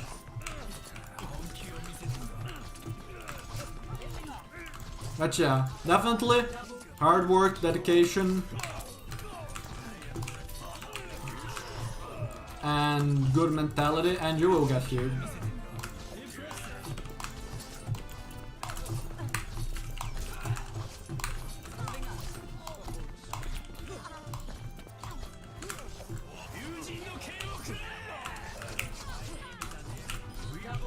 Oh, that was almost so sick. You ain't got much time for the play? That's fair. One thing that I will say, usually the higher you climb, the more time you need to put in to stay at that rank. I feel like Overwatch is not one of those games where you necessarily need the hours to grind. It's definitely very useful, but it is a game where you 100% can be the max rank and play very little. For example, I haven't played tank in a hot while, right? And yet I still feel like I play tank at a GM level, maybe even at the top 100 level, if I de-rust. Right? And de-rusting tank doesn't take that long. It's not that mechanical of a role, especially when compared to a character like Genji, right? Not like I wouldn't have the mechanics to play tank. I'd only have to de-rust mostly game sense and hero-specific mechanics, such as, for example, Ball, I mained Hammond as far as tank goes. Hammond and Ryan. So, Hammond tags are something to de-rust on, but shouldn't take too long, just remembering how to do them. What else? Also, yeah, another thing, even if DPS is theoretically the most mechanical role in Overwatch, it's not like you necessarily need to have mechanics on DPS to get GM, right? You could, for example, just play a character like Mei that is very non-mechanical and very game sense based. Reaper, you could also argue the same thing. Like, there are a lot of shortcuts that let you skip certain parts of the game by being good at others, right? If you are a very mechanical player and not very smart, And not very smart, not an insult. I'm saying like you don't play very smart. You're not like, okay, I'm actively thinking about my positioning, I'm actively thinking about how I outplay my opponents. I'm just here to go in and flex my mechanical skill on them and see if I have more of it, right? That kind of player that I'm talking about. Those players probably need more time to stay at a rank than a player that's very smart but not very mechanical, because staying knowledgeable about the game is way easier than staying good mechanically, right? Good mechanically needs constant work. Good as far as being smart goes doesn't need that much active work outside of adapting to metas, but in current Overwatch 1, in a game where that hasn't really changed in over 2 years because of the lack of contents, it's not like there is much changing, so you don't really need to keep practicing that and adapting, right? So if you don't have much time to play but you want to reach the highest rank, GM, top 500, I 100% have to say it's possible. It's tough, but it's possible. I did go on a little rant, but I feel like it is a very good rant to go on.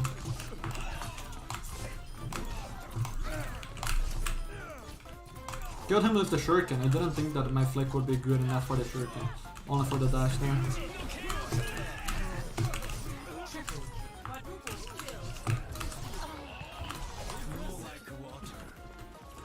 You got killed?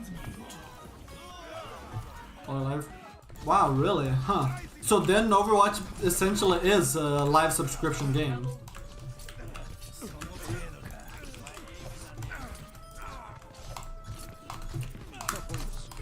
But yeah, one thing that I will say is that definitely on consoles, one of the things that matters the most is going to be being smart, not mechanical. Because consoles hard cap how good you can be mechanically, right? To a certain extent. Maybe I shouldn't say hard cap, but they do slow down how good you can be. And how... Maybe not slow down, maybe that's not the word that I want, but... It does diminish the potential that you have compared to PC, right? Especially considering that the aim assist it has is very, very minor compared to other games. Other games, it's arguable whether controller can be better than PC because the aim assist is usually very good.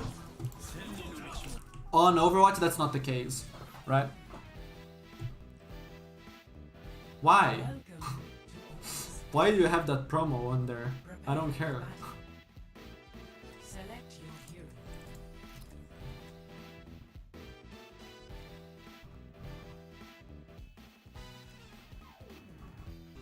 Overwatch still needs it? That's weird.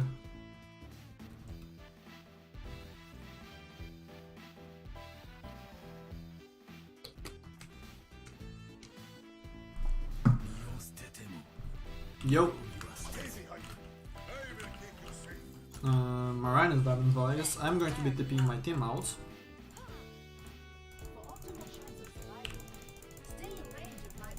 I think I will play for an hour. Okay, if we're going to be Lucio, I don't think I need to TP out. You're using Overwatch League skin? Yeah, I'm currently using the Toronto Defiant one. I really like it. It's also very similar to the colors that I use on my channel, primarily, so that's also a plus, and that's why I'm maining this skill, or rather this skin. And my PC is definitely shitting its pants for good. Or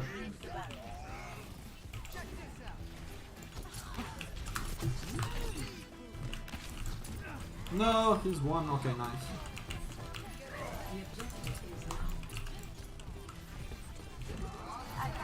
More to fade.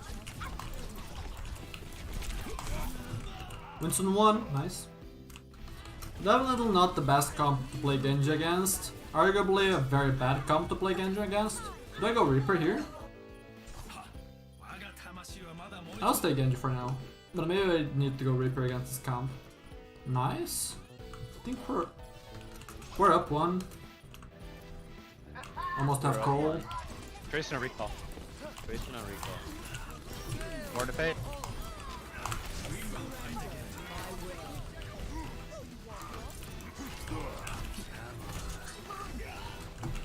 Wait, Wait, okay, never mind, I misheard the Moira. Oh, I wanted to combo the Sombra. If she took like one hammer swing and was cocky and still wanted to stay up, maybe I could combo her. Yeah, that's what is important, to kill her before the hit TPs, the burst.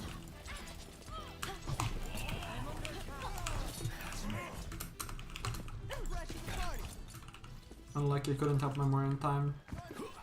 Both Sombra and Tracer went for her. I don't know what she hacked. I think that she hacked Mega. That makes the most sense.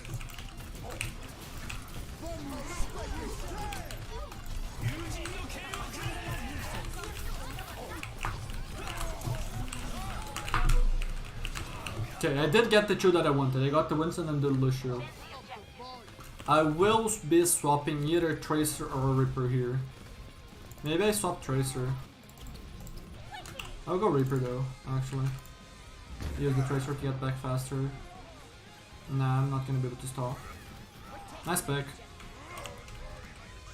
We're down more, so be careful.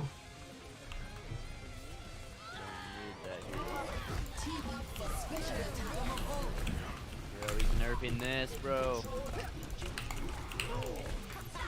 Kill Monkey, man.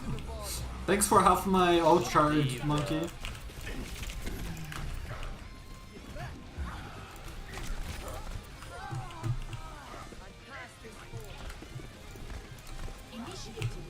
Let's go for one. I don't know what that is. That coin. I guess a money type? I don't know, or at least I don't remember. Is it Era? I don't necessarily know if that's Zero or not. It seems like an E, but I'm not very knowledgeable in this. Get full and run into them and when I crawl it out. Go in!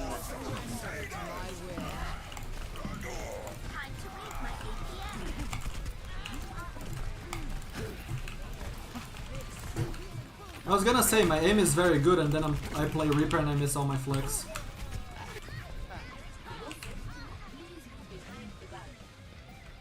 Yeah, I wanna Reaper ult. I'm gonna try to hide here. Back, just bait them. Back and then Reaper, you're gonna ultimate ability. Reaper, ultimate ability then. Oh. I'm gonna ult when it's good.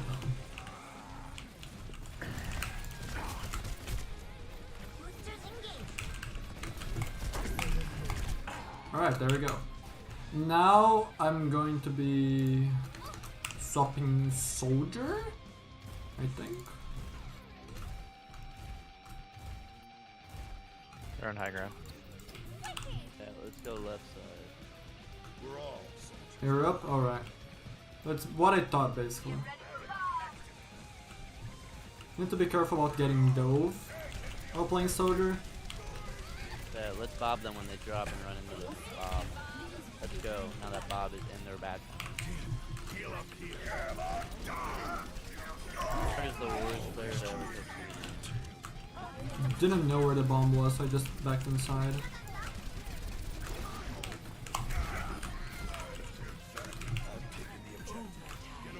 Tracer bind point.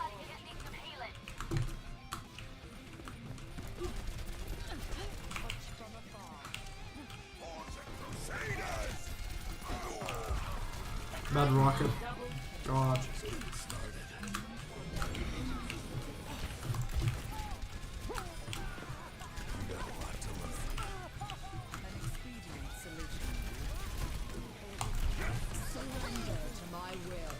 Anyone else? No. Nice. The whole team is on fire. Good.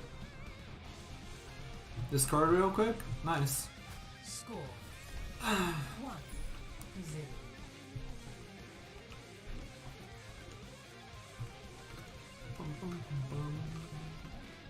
You were a disgrace to Overwatch.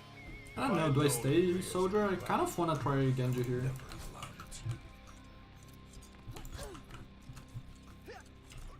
Since we have a Lucio, I'm not going to TP us out, which is probably speeding us out of spawn. And then I can be alongside my team. If they have a Rhine, for example, I can deflect the Fire Strike. that helps us a lot in the brawl. Even if it doesn't prevent, or if it doesn't hit anyone, it prevents my team from tanking that since we have Rhino Orisa. Instead of, let's say, Rhine Diva or Rhine Sigma or something. But they do have a Zarya, so I do get value with this. The Zarya also gets value from the Deflect Fire Strike, but...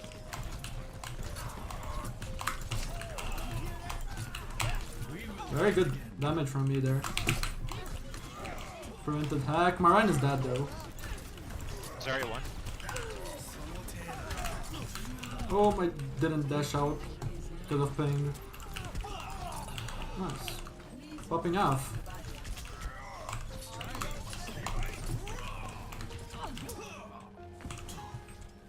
Not yet, I won that round. So we're gonna need that Genji blade, man. The fire strike?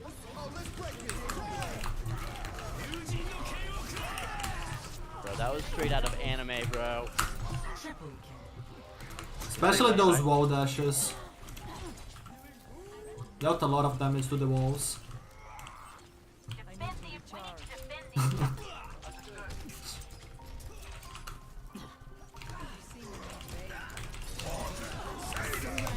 Gonna cancel the hack for my Rhine. Not enough to save him, but still very much correct. Try to play above the Rhine, give myself a better angle for headshots, and also helps me dodge the Cassidy with my movements. Probably should just be hard spamming, maybe even spam here if the Sombra tries to walk there. Okay, now play right here and then I'll bongo and run. Oh, never mind, they don't have that, so maybe they will try to grab soon.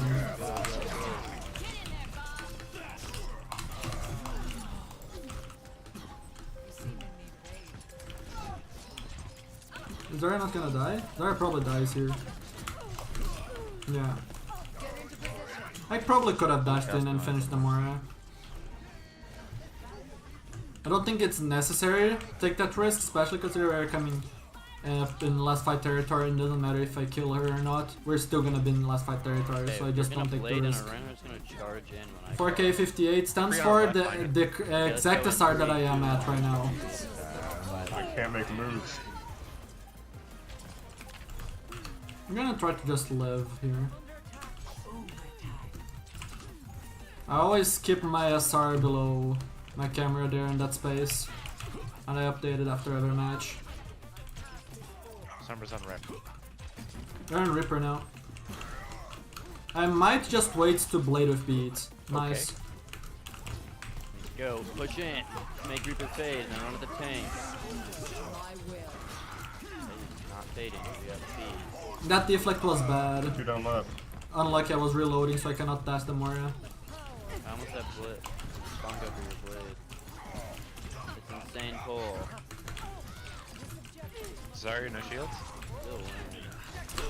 We're down 2. Wait a little. Yeah, we can. Do they have EMP or no? If they don't have EMP, we can just Lucio beats and blade in. If we just go fast, we can just Just like have our Ash bob them and then just like run in. Is that hacked? I can't see from here. Not gonna go all the way below. Yo, just go right now. Just go right now.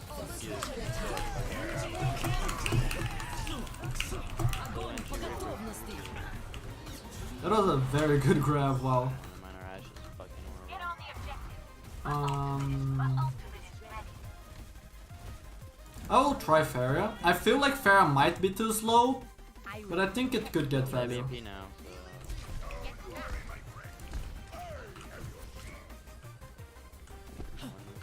Also have to be mindful of being hacked outside of the map, right? You guys are fucking so troll, it's not even funny.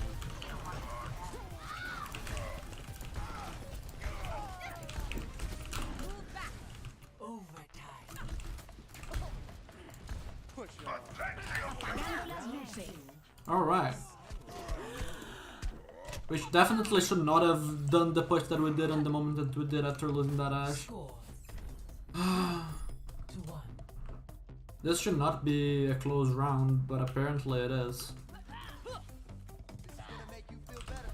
System check initiated. I feel like we should be playing this comp. I'm ready. I feel like we're... If I try to take Lucio and make him go Mercy for Pharah, it might work, but... They, one, could go hit scan, and two, then my Rhine gets less value. I feel like just playing for this comp is way better when we have a Lucio player and a Mario player and a Rhine player, you know? 2, 1. Round 3. Capture the objective. The power of this. And I also need to not be satisfied with how much I am currently doing, and I need to do more. I'm gonna eat their more resorts. Breathe. We have to let them out because they're actually. I almost died there. On accident.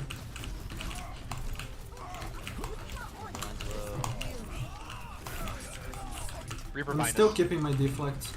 No fade, no fade. Chase Reaper. Chase Reaper, chase Reaper. Run, run, run, run. Run like I can't. No, no, no, no, no. I played this very bad. I dropped on accident, which is unfortunate. I was trying to count down the fire strike and appear to deflect it. Someone knows I'm here. Yo, just go actual DPS player instead of Ashe, please. Or like anything. Cool. I definitely could swap to another character. I feel like Reaper doesn't get as much value as I would like it to because of D.Va. I'm gonna wait to take the Mega, and then yeah, this Sombra just wasted her time. Kind of. Not really. The enemy team is now actually playing a comp that they are good on, and since they won the first round, this is now gonna be becoming very tough. Or rather, they kept first, right? Since we kept the second round first, we should have won that. We had 99-0. There's no excuse for us not to win when we have out advantage. I almost got her. Let's go behind you. You can kill this behind you.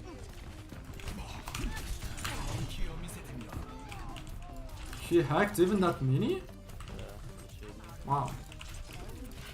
We're coming back. I can DM your blade if you want to go. Reaper should be above here. Hey, they hacked me. Just fucking can't fucking beat it. Oh yeah, nice DM. Oh, that sucks, man. I'm gonna try doing have unblockable damage against their comp with D.Va. But yeah, we really needed that TM because I had such a good read on the Reaper. Then he's one, and then he does a Hail Mary ult and gets 2 with that Blossom? That's insane. That should never happen. Ryan's me.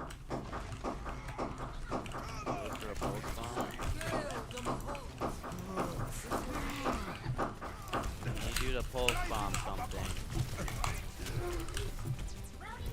Oh, never mind. There's no Mega. Heal our Reinhardt. Someone on TP. Man, I don't even know who you are, but like.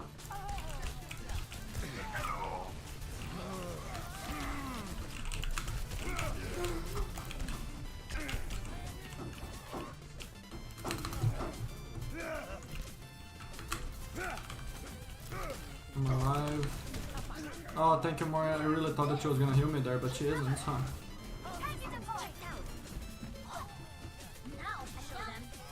Huh.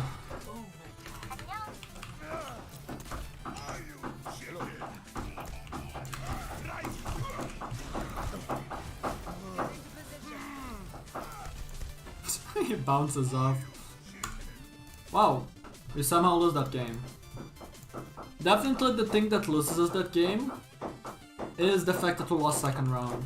Third round is not the round that we should have won. Definitely, they got first cap. I fucked up big time by dropping the moment that I needed to keep holding that high ground. I also fucked up the kill on the Reaper when he was low and rafing back to his team. But it's definitely a very sad game to lose after all the hard work that I did on the first 2 rounds. The big fight that went wrong was when we had out advantage and we somehow lost.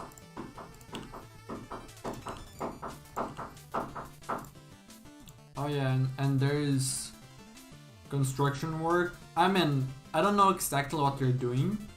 That's, I guess, what I'm gonna say, because I don't exactly know what is happening in these other apartments, but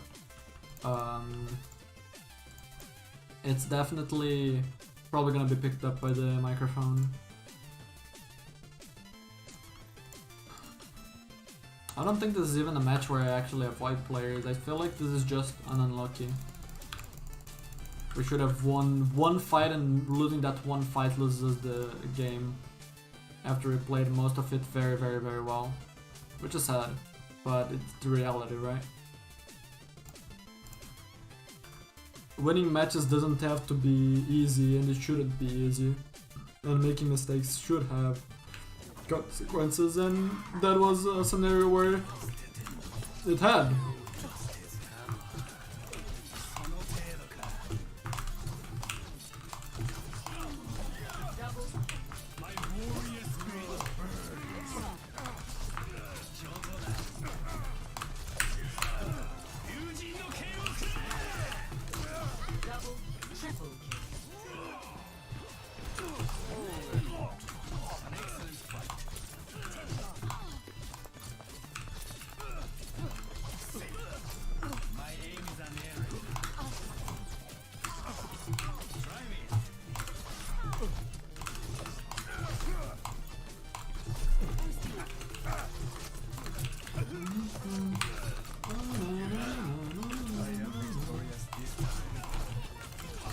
I think that the thing that matters the most about that match though is that I'm happy with how well I played. Definitely could have improved, yes. Could have done more, yes. I'm definitely happy with my performance though, and that's the thing that matters the most.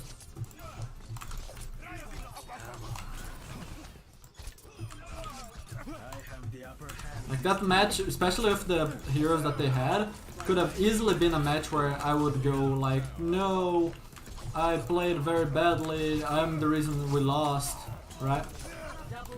Like I didn't get to do anything, I got hard counters, or I just didn't get to hit my shots. It wasn't a game like that, I'm happy with my performance. Not that I couldn't have done more, but being able to you shouldn't just be harsh to yourself when you're trying to play ranked, because sure, taking all the blame all the time, or at least being like, okay, even if my teammates do more or win, I could also just improve myself and we win, right? That's a very good mentality to climb ranks, but that doesn't mean that you should never look for the upside that you did, as if you could always do more, right?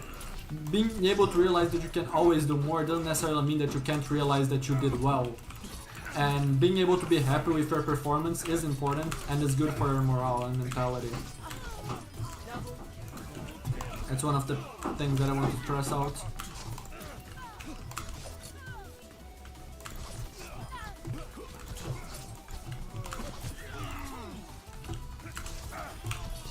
Don't worry about it.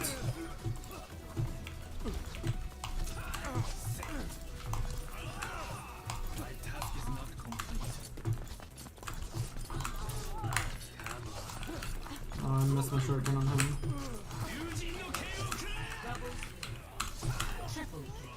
Where's my second dash?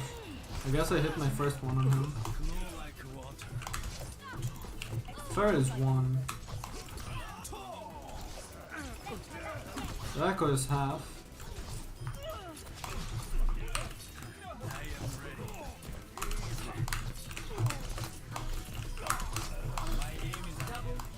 Being able to hit enough shots that you can kill people through Mercy Pocket definitely feels very good.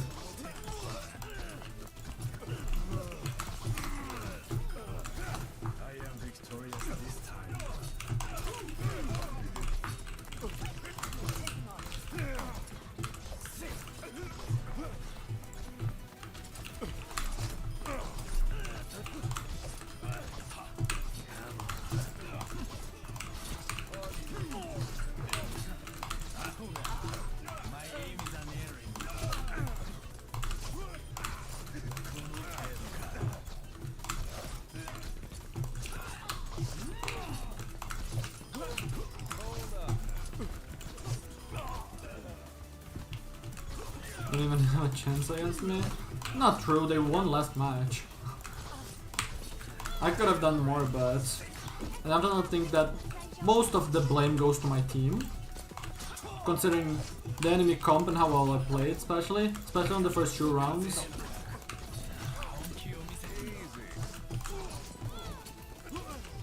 I do feel like changing one fight in the second round would have won us the game.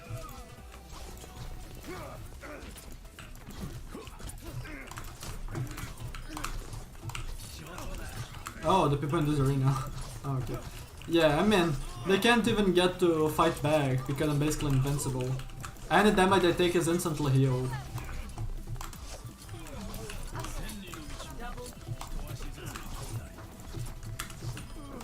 And since they reduce the damage so that you basically don't take it, you can never die in this mode. Yeah, I'm invincible, but I'm still destroying them. Like, I have a very high accuracy right now. I really like when I play and I feel like I can hit my shots very consistently. Like my mechanics are on point.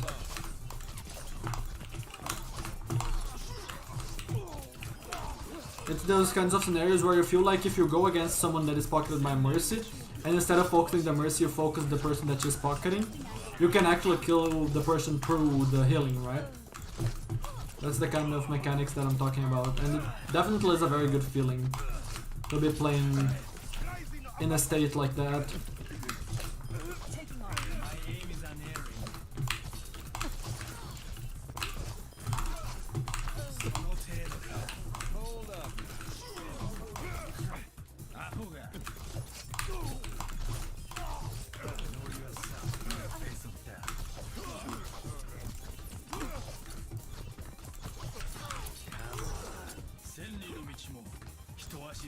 Oh, you're back. Nice. How did my match go? I really thought that we would win. We had 1 round up and 99-0 on the second. And then we managed to fluke the second round, and then the third one we had little chance. We should have won the second round.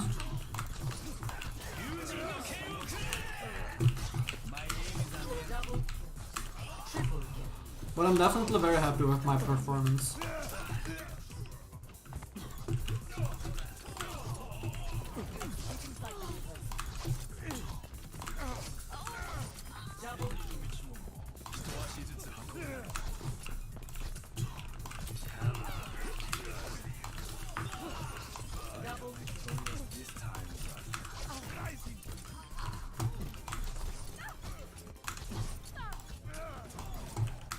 Can I hit the shots on the Pharah, please? Oh,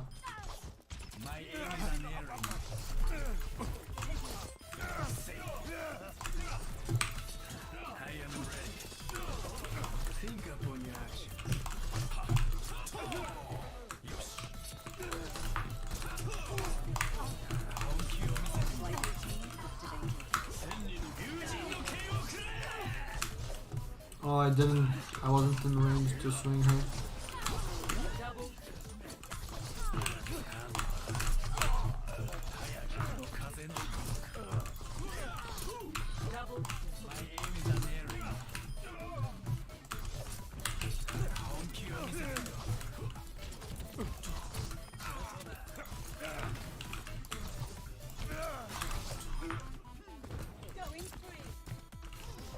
If they can't kill you, those are not real players. These are just bots. They are named after real players. I think that all of these are Overwatch League names, but these are bots. This is an arena that you can set up for bots and you can practice aiming. And then you can also do stuff like this, which is getting a Mercy pocket for your damage.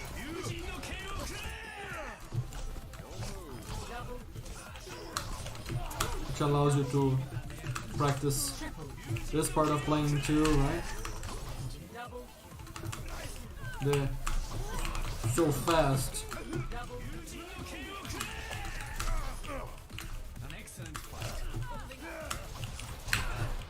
God, trying to blade a Pharah Mercy, even with the breakpoints to be able to go for a one shot with a swing and a slash is definitely very finicky when you're down your double jump.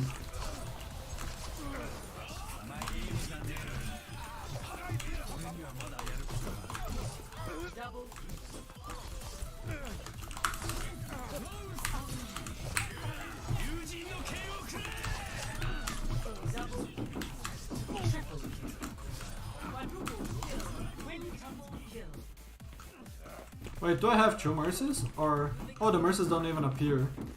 They're invisible. Oh, because they're... I think they're inside the arena. Or they're outside the arena.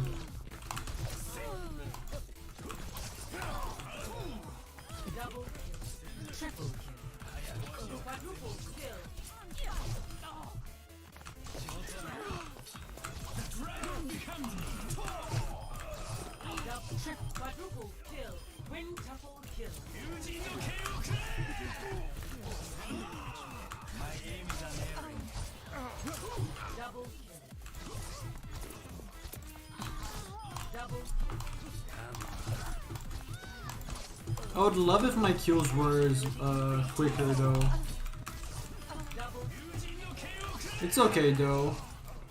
3 weeks only for Overwatch 2.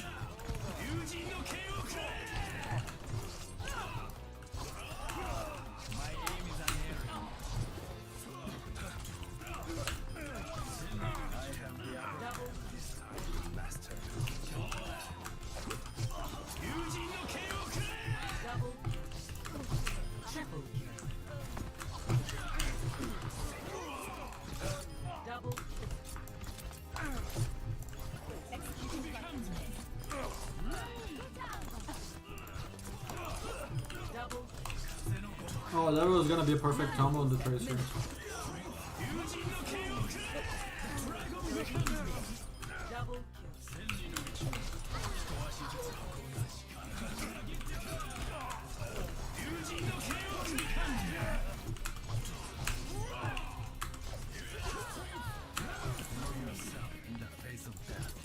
We're gonna play Overwatch?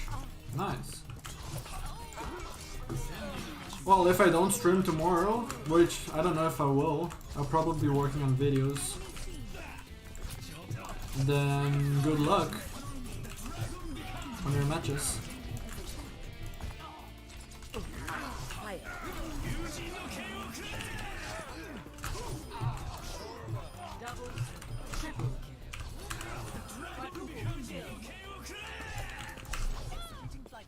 Oh yeah, we don't one-shot the Tracer. You can one-shot her like that.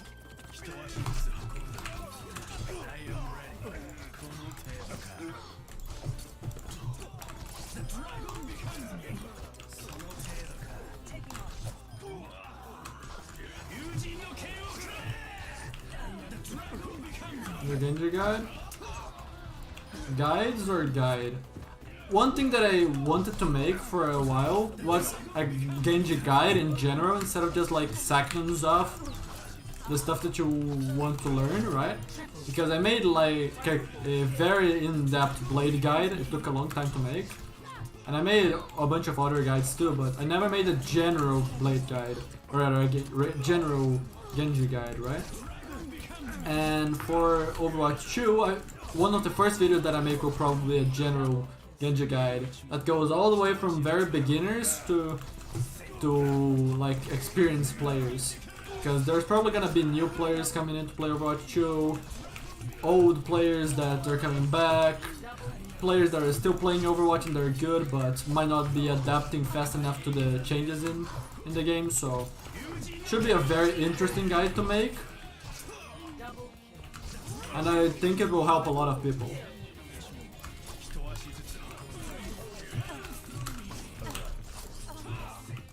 Overwatch will be free, yes.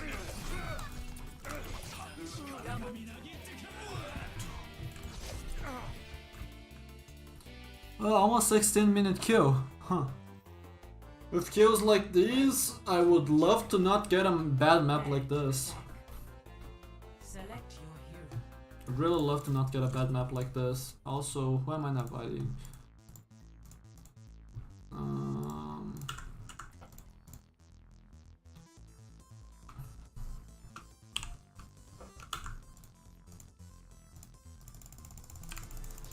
Bum bum bum bum bum. God. Beaver has been. I don't know if he has. I haven't really watched Beaver. I know that he is known for his ball a lot, but and has reached high ranks. But lately, every time I see him play, he's just like feeding very hard on ball or feeding on other characters. And not that he can't play well, it's just that feeding by what I mean is dying a lot, right? Unsalted Salt, which is our ball in this team, is trying to learn ball and Zarya. Mostly ball, I think, in this account. And because he always fed on ball a lot, so let's see who feeds more on our tanks.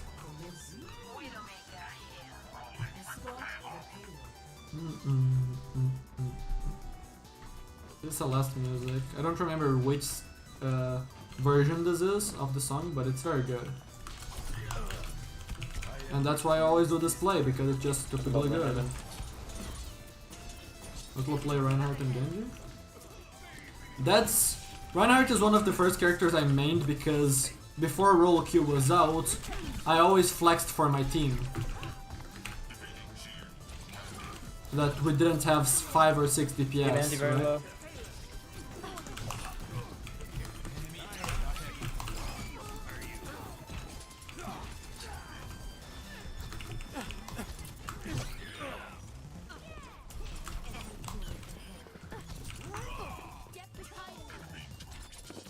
Oh my god. If the tracer was low, that would have looked so clean.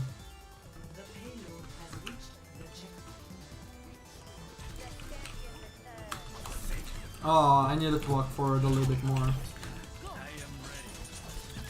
to have that work. And I would have one-shot the tracer. I do have a one-shot like that coming up in a video soon. It's gonna be a stream highlights video that I'm probably gonna post tomorrow. But I kinda wanna save this mega for later. So I'm not gonna take it right now. Where's the drop? Yeah, I'm getting healed.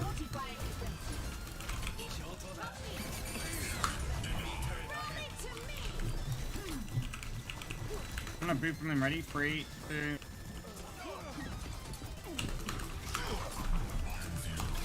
He's one, get. Where's the one? Where's the one? Where's one? 10. Bull. Get the Roadhog, guys, the Roadhog.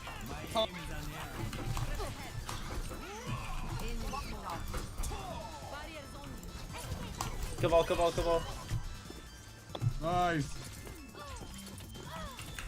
Unlucky. I'm not chasing though. We have Nano Blade. I think they have Trance. I can grab the force. Okay. Ever die? Here, under.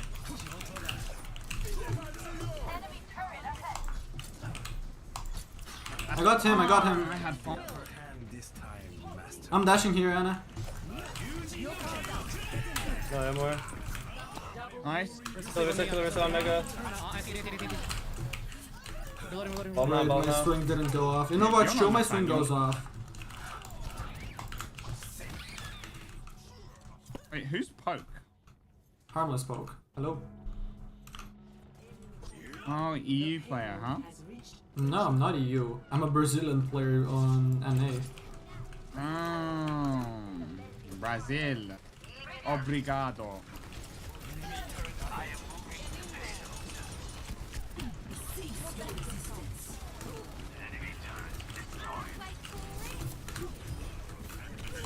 I arguably should have waited for my deflect to go for that play. And service headshot. Wow, Enzo. Very nice. Probably knows I'm here.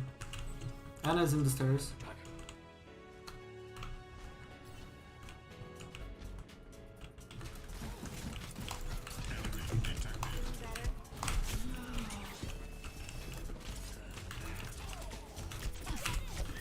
Fall behind. I'm alive. Nice. Up genji. Rip. I think you can play good. Run Earth is a very respectful time to play too, right? It's not like, oh, I main Sigma, I main Orisa, boring. I can probably use mine as pretty great. Oh. I'm dead too. Oh, she had that many blinks? No recall. Did not think that she would have that many blinks after the recall. I'm alive. You can use Nano on someone else if you want. Probably Zarya. I'm fighting ball with you. Oh, unlucky. This is a problematic place for us because this is a very good choke for them to play. Genji for peak.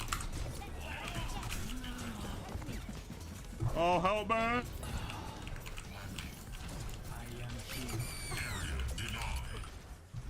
I'm gonna die, so it's fucking. I used to play before, not so much anymore.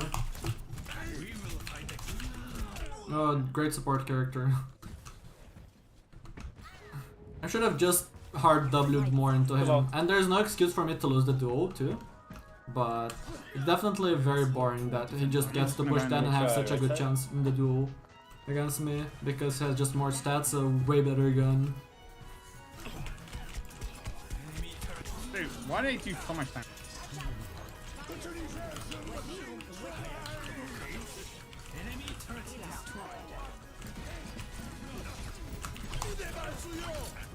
Yeah, they use it. We have Nano Blade, they swapped Ana, so it should be a good Nano Blade for us.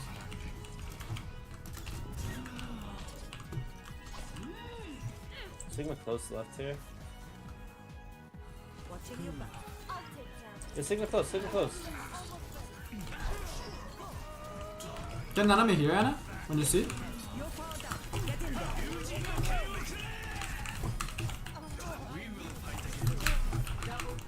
Three kills, careful. All one. Shooting ball, he's on Mega. Come back on Moira. Wow! I don't think I missed a single shot on him, but because I cannot headshot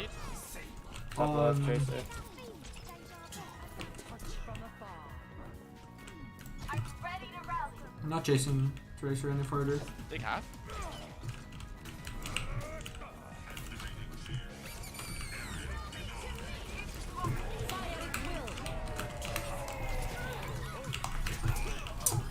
Okay, we did get the ball. God, this is such a shit show. As far as zoning ultimates go. Mine Zen multi-core. How's he getting fucking healed? 20. Nice. Very tough for me to engage backline in this scenario, so I just go for the Sig.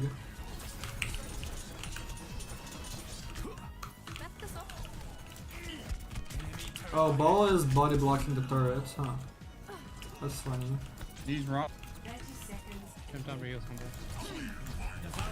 Can you shoot a turret, guys? It's been like for quite. The ball is body blocking it. I'm trying. I got the turret. He bottom right. Who's mine?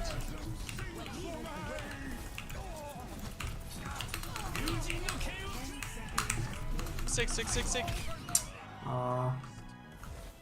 Again, I'm happy with how I'm playing. I really wish I could blade the backline, but if I blade the backline against Bap, Ana, Torb, like, they are just so durable, all of them together, that I felt like I had more chance blading the Sigma when he was out of LOS of both supports and half HP. I still feel like I'm doing a lot. Just unfortunate. It's just very tough for us to finish this point because it's very 2CP like. Prepare your defenses. Select your hero. One thing that you do have to say is that I don't really mind losing games that much when I'm playing well.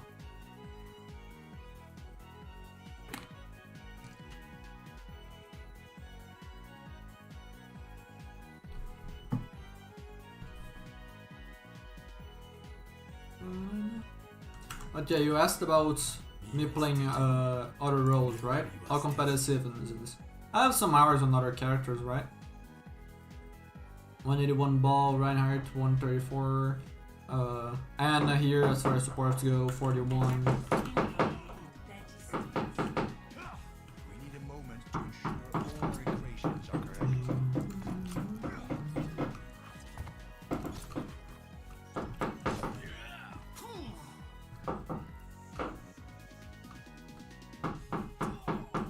Still kind of crazy to me though that there are these little gem players in this match after I waited 15 minutes for it. I was knocking neighbor. Don't know what they're doing. That's definitely them.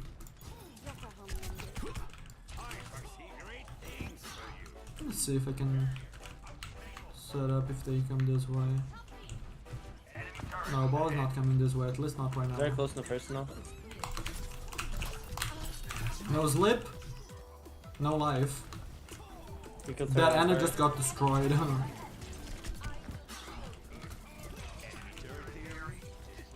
In your country, it appears top right. I cannot finish going for him because he has support of two healers, and I'm dead because it took too long to realize that. It shows top right, it's 3:46 PM. Maybe I should go ball, or rather soldier, because then I can hard spam ball. But I feel like we already have enough spam.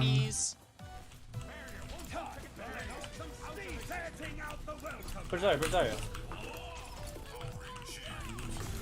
Holy shit, I'm dead. Wow. My brig is dead way too much. Holy. How is my brig dead this much?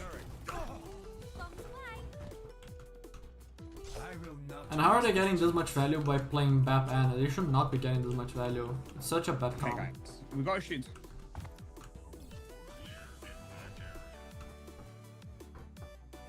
The payload has reached the checkpoint. Okay, this is our map. This here. Second point team. This point. Yeah. Sorry, bottom right mega. We're gonna go now? Alright. Have a good one, Sandman. Thanks for stopping by.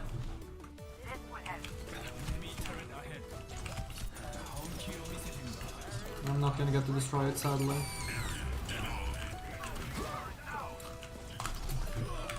We're even, no nade. Coming?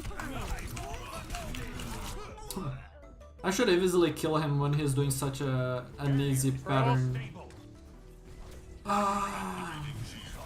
There's no excuse for me not to kill him there too. Damn. I feel like we have no space and we should have a lot of space against this comp.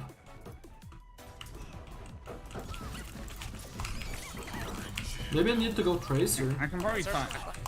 What's our backline getting rolled? We got a turret, we got Brig. I know, but I'm gonna roll.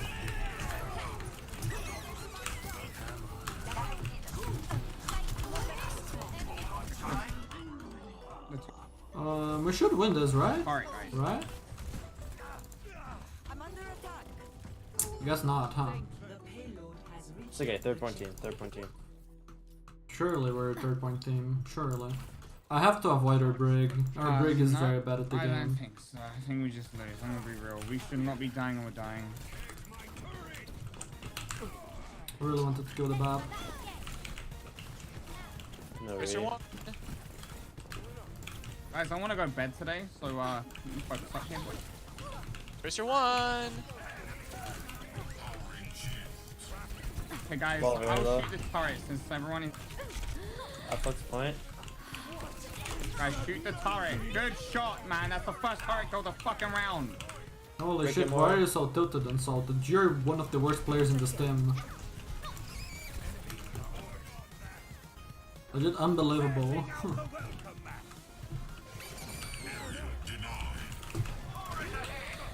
How am I hit by any turrets there?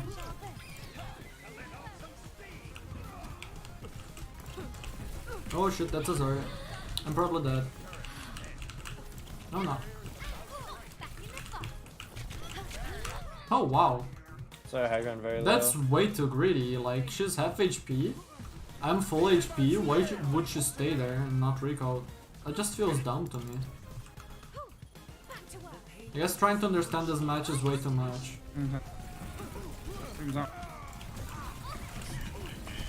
Yeah, I don't. GG's.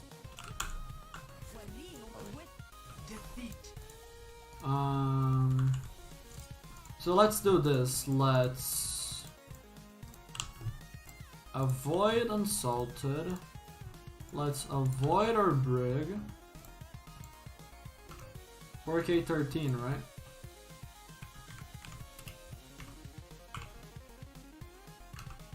I think that is what it was.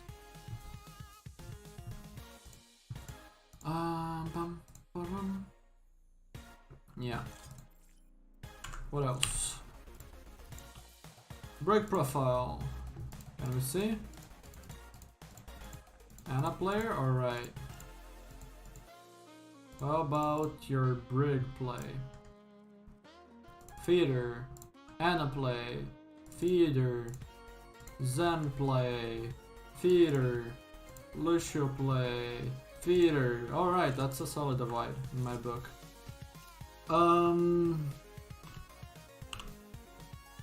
else? Do I care about anyone else? Alright. Big climb. And a god. Surely, and a god, right?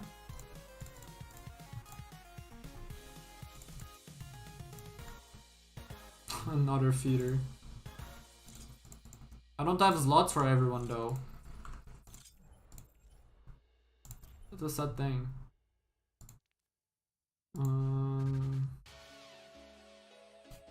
Do this. And this is probably gonna be my last match because I'm hungry and then after I eat I'm gonna go biking.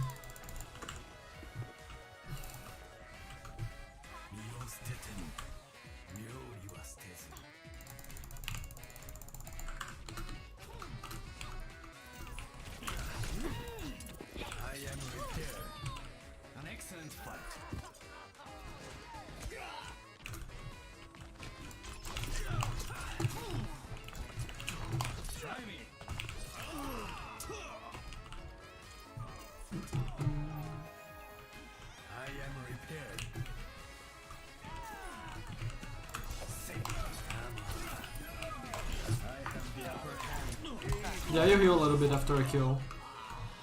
Good to know. I return to the fight.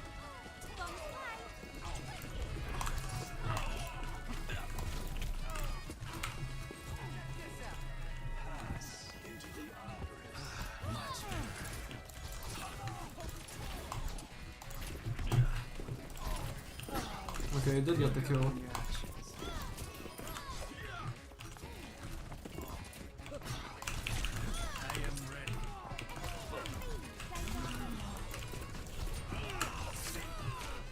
Oh wow, the Zen killed the Tracer. I will not waste it.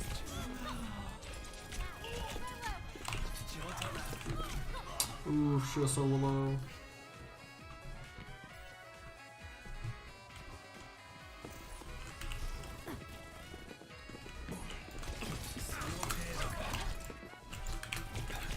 I'm just gonna get hard focused by all of the Tracers, am I not? I'd rather die to the Void than the Tracer. The battle continues.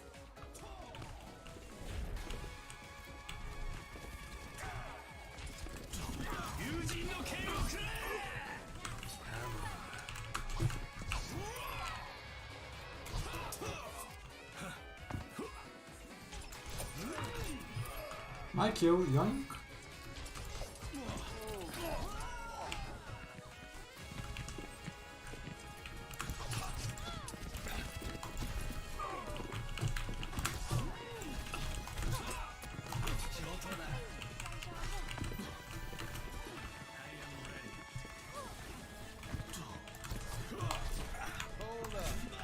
Very fun. I love flashbang. I return to the fight.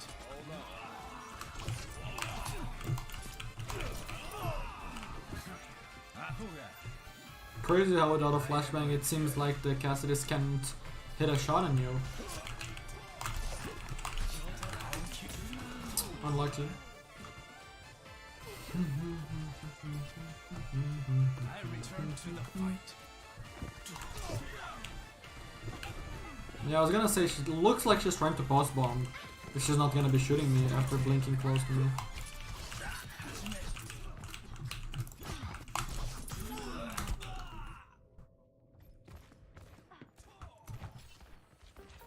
I return to the fight.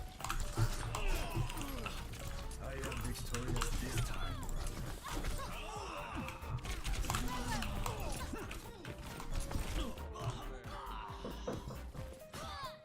Why is everyone Genji now?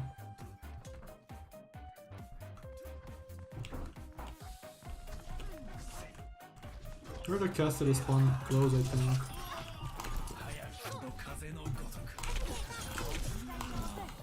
Hi, Mini.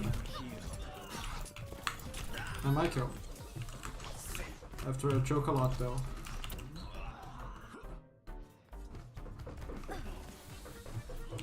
Let us hope for a different outcome. Try me. Much better. Nice.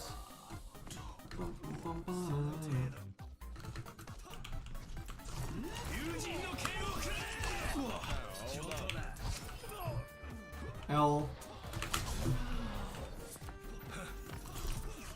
I really thought I would get a one shot on him there.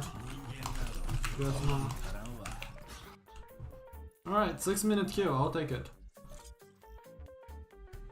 Welcome to Hollywood. Alrighty. Can we write this off as a win?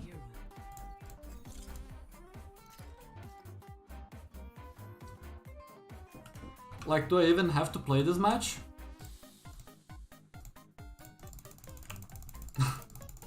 I feel like our tank duo is way too goated for us to lose, but we'll see. I like.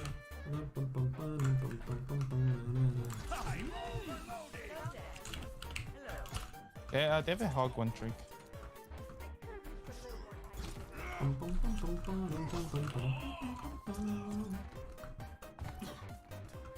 Attackers incoming in 30 seconds. Look after yourself out there.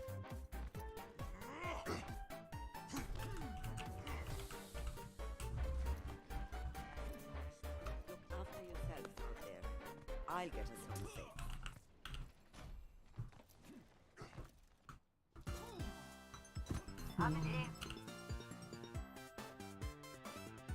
Five, 4, 3, 2, 1. Attackers incoming. Defend objective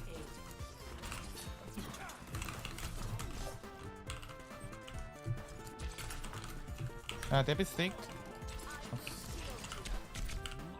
Oh wow. Big break. We should still go. We should still go. I'm going on break. I'm on break. Maybe it needed. Never mind. I really did not think that I would get orb from Somewhere that behind, far. somewhere behind. I need help. Wow, Couldn't that help you, is sorry. very... That's good. Let them win that fight. It's okay. Fuck, man. I just got 5 orbs. Maybe you can go Zen here. I don't think we need break, do we? I don't know.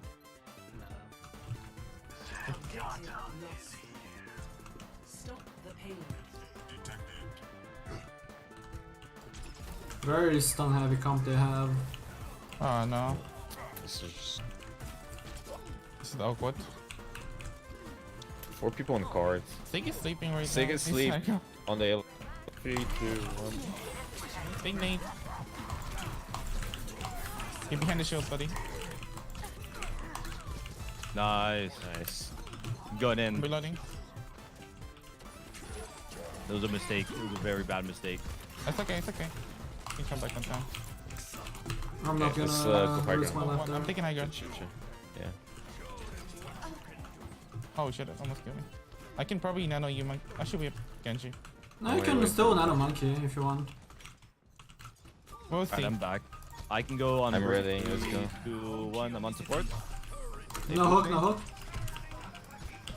I think Hog is top right. Watch out then. He's under, he's under. I'm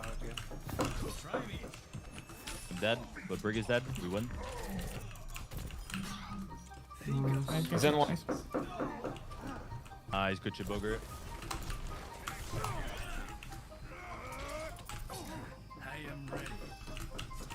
I just nano blade. Yeah.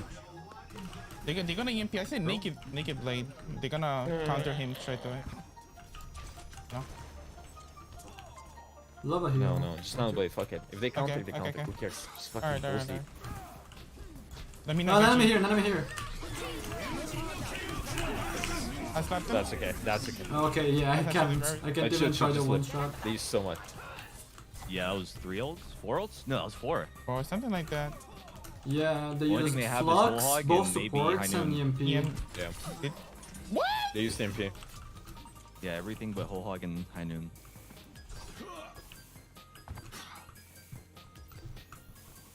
I am repaired. Guess is probably setting up on a high ground. Hog, high ground, no hook. I can go in 3 seconds. 3, 2, 1. I'm rolling. I'm hacked. Oh, great. Hog does that much damage from It's a lot high. of damage. I'm reloading. Hog is half high ground, no heal. Someone, Cassidy's sleeping with me. 3 to 1. It's needed, it's needed. Nice, we're even. Is it Hog high ground with someone else? Up for Winston? Yeah, Big kill. got him. Cast 1 I'm back. Did this. So much spam. Chase out, come on me. Good shit. What did they use there? I should have my nano. Bro, I'm just getting fucked. Yeah, this is rough. They have 5 You guys are doing stuns. it. Yeah, they're full counter for you. Yeah, I might have to swap if we go to 3rd. Probably go. No, never mind. We already have Torb. Like high ground. I don't We want to have, play high ground. I'm gonna play back. Then can you spread out with me? I don't want to get. What both are with we EMP. using this fight? Probably nano monkey. I don't know. Okay, Something like I'm gonna that. hit him on bridge. I'm going. Oh, nano you. Actually. Sorry, bad nano. No, it's okay. I got their cast. Can we save me? I don't see you, bro. I'm trying. A lot of damage. Okay, I got hooked. We save our monkey? No, Brick is 1 there. Oh, nice. Nice ult. Sig, Sig. Where's Hog? Okay, I was gonna say I hear him.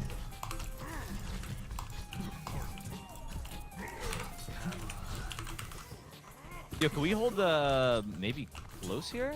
Yes, like on yes, this? yes. Like nade him or... I'm gonna throw my nade from far away. Get up EMP. Fox meter right now. Somewhere bottom left. Is Hog playing under or what? Maybe nade it? Yeah, they nade it. I think. Big nade, big nade, big nade. Oh my god, Oh, I great, I mean... don't have a dash reset. That's okay. Because it didn't even deal damage. You can run away, right? I'm reloading. I'm out, yeah. Do you live? I might. No, fuck, I'm dead. That's okay. We have We trans. should recontest, yeah. 60 seconds. We got Flux, EMP, Highly trans. touchable. Is that it? Should be able to nano someone in 10 Mr. Raleigh seconds. is Hog is right, careful. Make sure we touch with trans. Oh. I'm getting no locked away, goodbye. I can touch. Oh, Genji. Brave.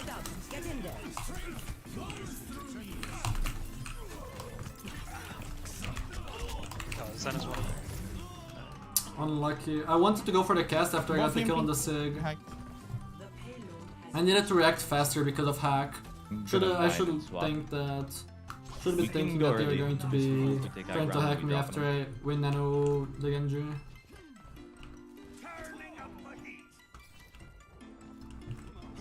We can look Booger, do for you think you'll live if you go first? Yes. Let's go.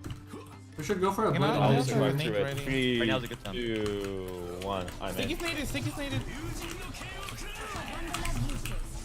Of course they activate. Hogs. I'm trying to keep got in. That's okay. I hear someone take it. close. Oh, that was risky. That's okay. We have mines. Yep. I can go in again. You can go in 5 side. seconds. 3, 2, 1. Break. I Never don't mind. see- I primal. Shoot. They should have showed for me. That's why I soft On the right engaged. side. Okay, nice. I'm gonna go in. No, I'm not. I'm chilling. Shit. Like right.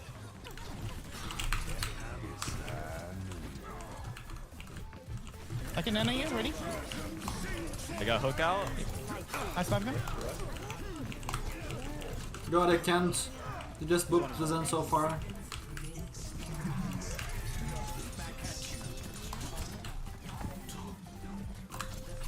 I can touch now. I can touch now. Can you live? We have Torbo. Yep, Torbo now. Touch. I'm back in 3 seconds. I'm just trying to be annoying and Bring live. one. This hog, left side. Cast. Keep touching. One more second. Cast.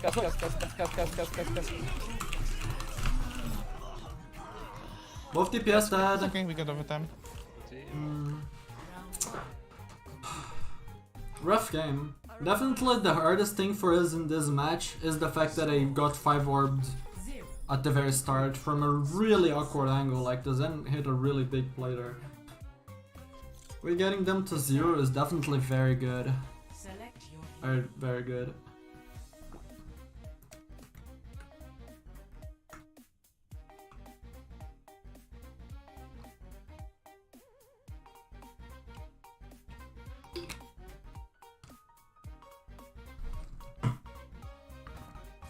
Games like these are fun though. I like them.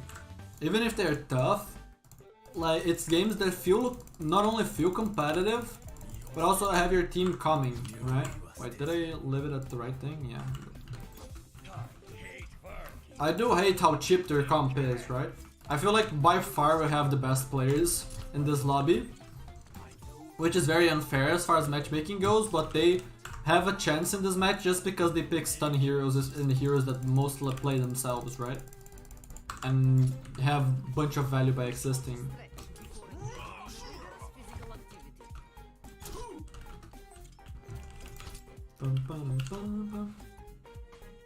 So probably start playing by farming Nano for Winston, getting energy for Zarya, and then we engage off of Nano Winston. Probably the plan, right? capture objective A.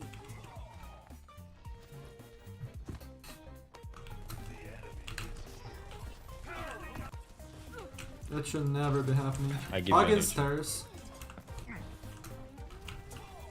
I'm reloading. Which stairs? Then stairs same. inside. I see.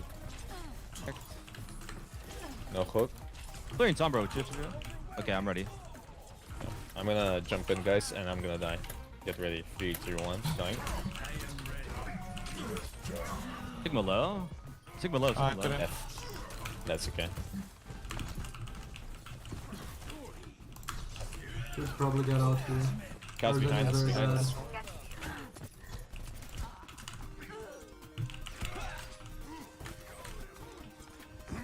Wait, Tobin, can you walk with our Zenyatta? A little bit. Guys, we need to do a rotation here. I almost have my nano. Come. Can we go high ground? Doable? Good try. Doable? Bug?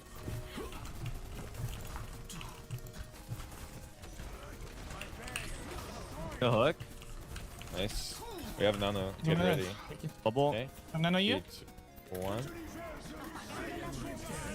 I'm high. I'm dead here.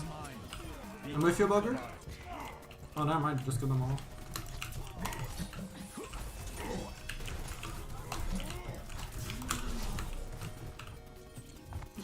Maybe worth me staying for grab.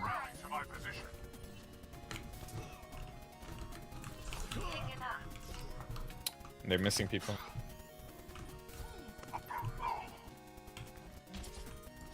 Oh no. Kill him. Hook. Sticky snake, sticky Oh, snake. one, Bottom one. left, bottom left. Half HP. I'm Very worth. Stay point, stay point. Yeah. Very, very worse solo Blade to guarantee the kill. Probably don't get much value from Blade without Nano and against Trance and against the stim comp.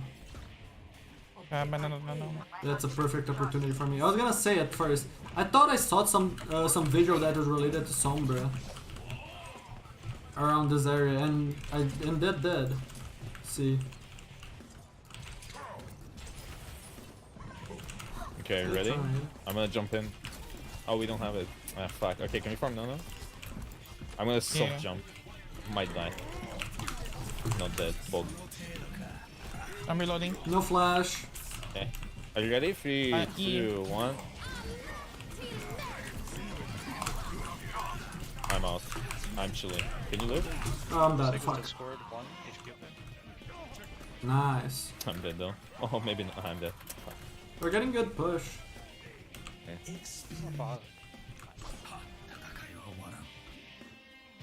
That's definitely really, really good payload that we're you getting. do open area.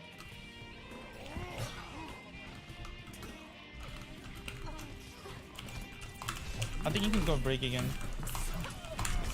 Oh, so close.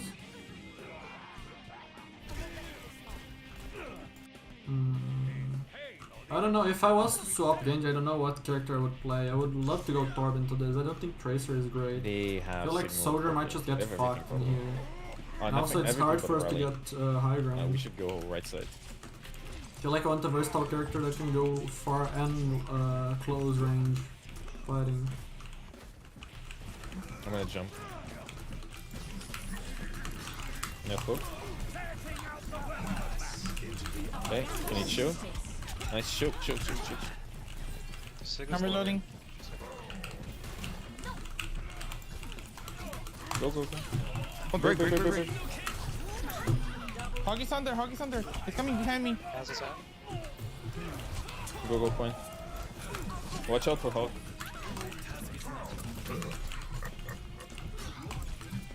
Easy stagger kill. It has mega hacked. What? I got you. Nice. Jesus. We have Nano. Well, you nano me, I kill everyone. Did they have EMP? Sure. Probably. Can you nano me now? Yeah, do Yeah. it. Last one. No hack. Brana. No TP. Nice. Then shoot down here. Nice. Give me the payload break. 3 minutes for this. They swap Echo of Sombra. Nice. It's even better for I us. should have dashed out there. Also I don't coming know back why I thought that they couldn't flick and dash back. Oh, I'm backing down. But I definitely could. Oh, he's coming. Hog for me. chasing, yeah. Yeah, I'm getting down. They have Kogold. I'm gonna go in. Big nade. Hog is above us. Oh, they're all one. Holy shit. Push him. Sig half. Behind you guys, watch out. Sig. Hog is naded. Nice. Cup. Nice. Good bro. Shit. Ooh. You just need one tick, right? Yeah. Actually, kind of a very sick game. I like this. Such a tough comp for us to play against, and we kept with time when they didn't keep with time, so we can only play for a win now. I feel like I made some big mistakes, but I still feel like I'm mostly playing this very clean. I really like this match.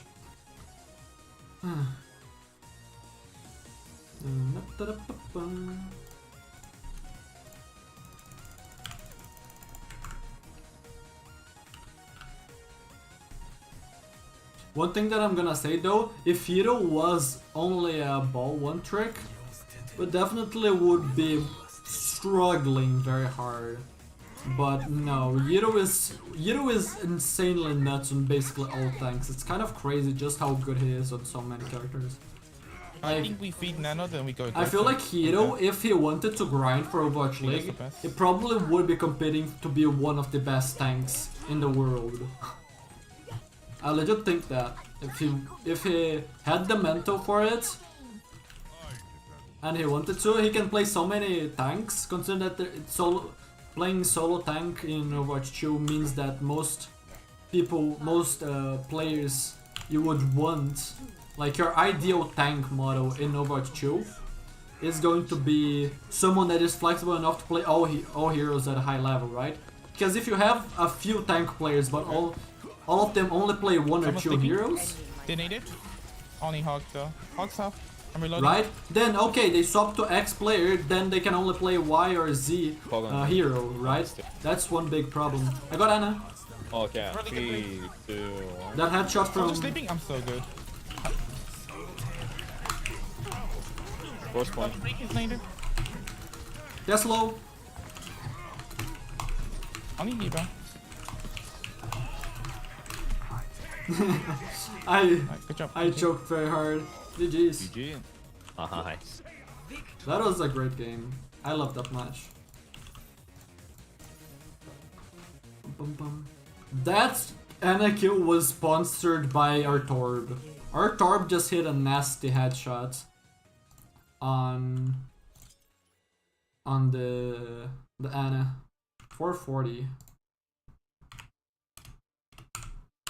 I don't know. Maybe that game should be for a video. Or at least I can take some clips out of it. We'll see. Let me go ahead and end the stream though.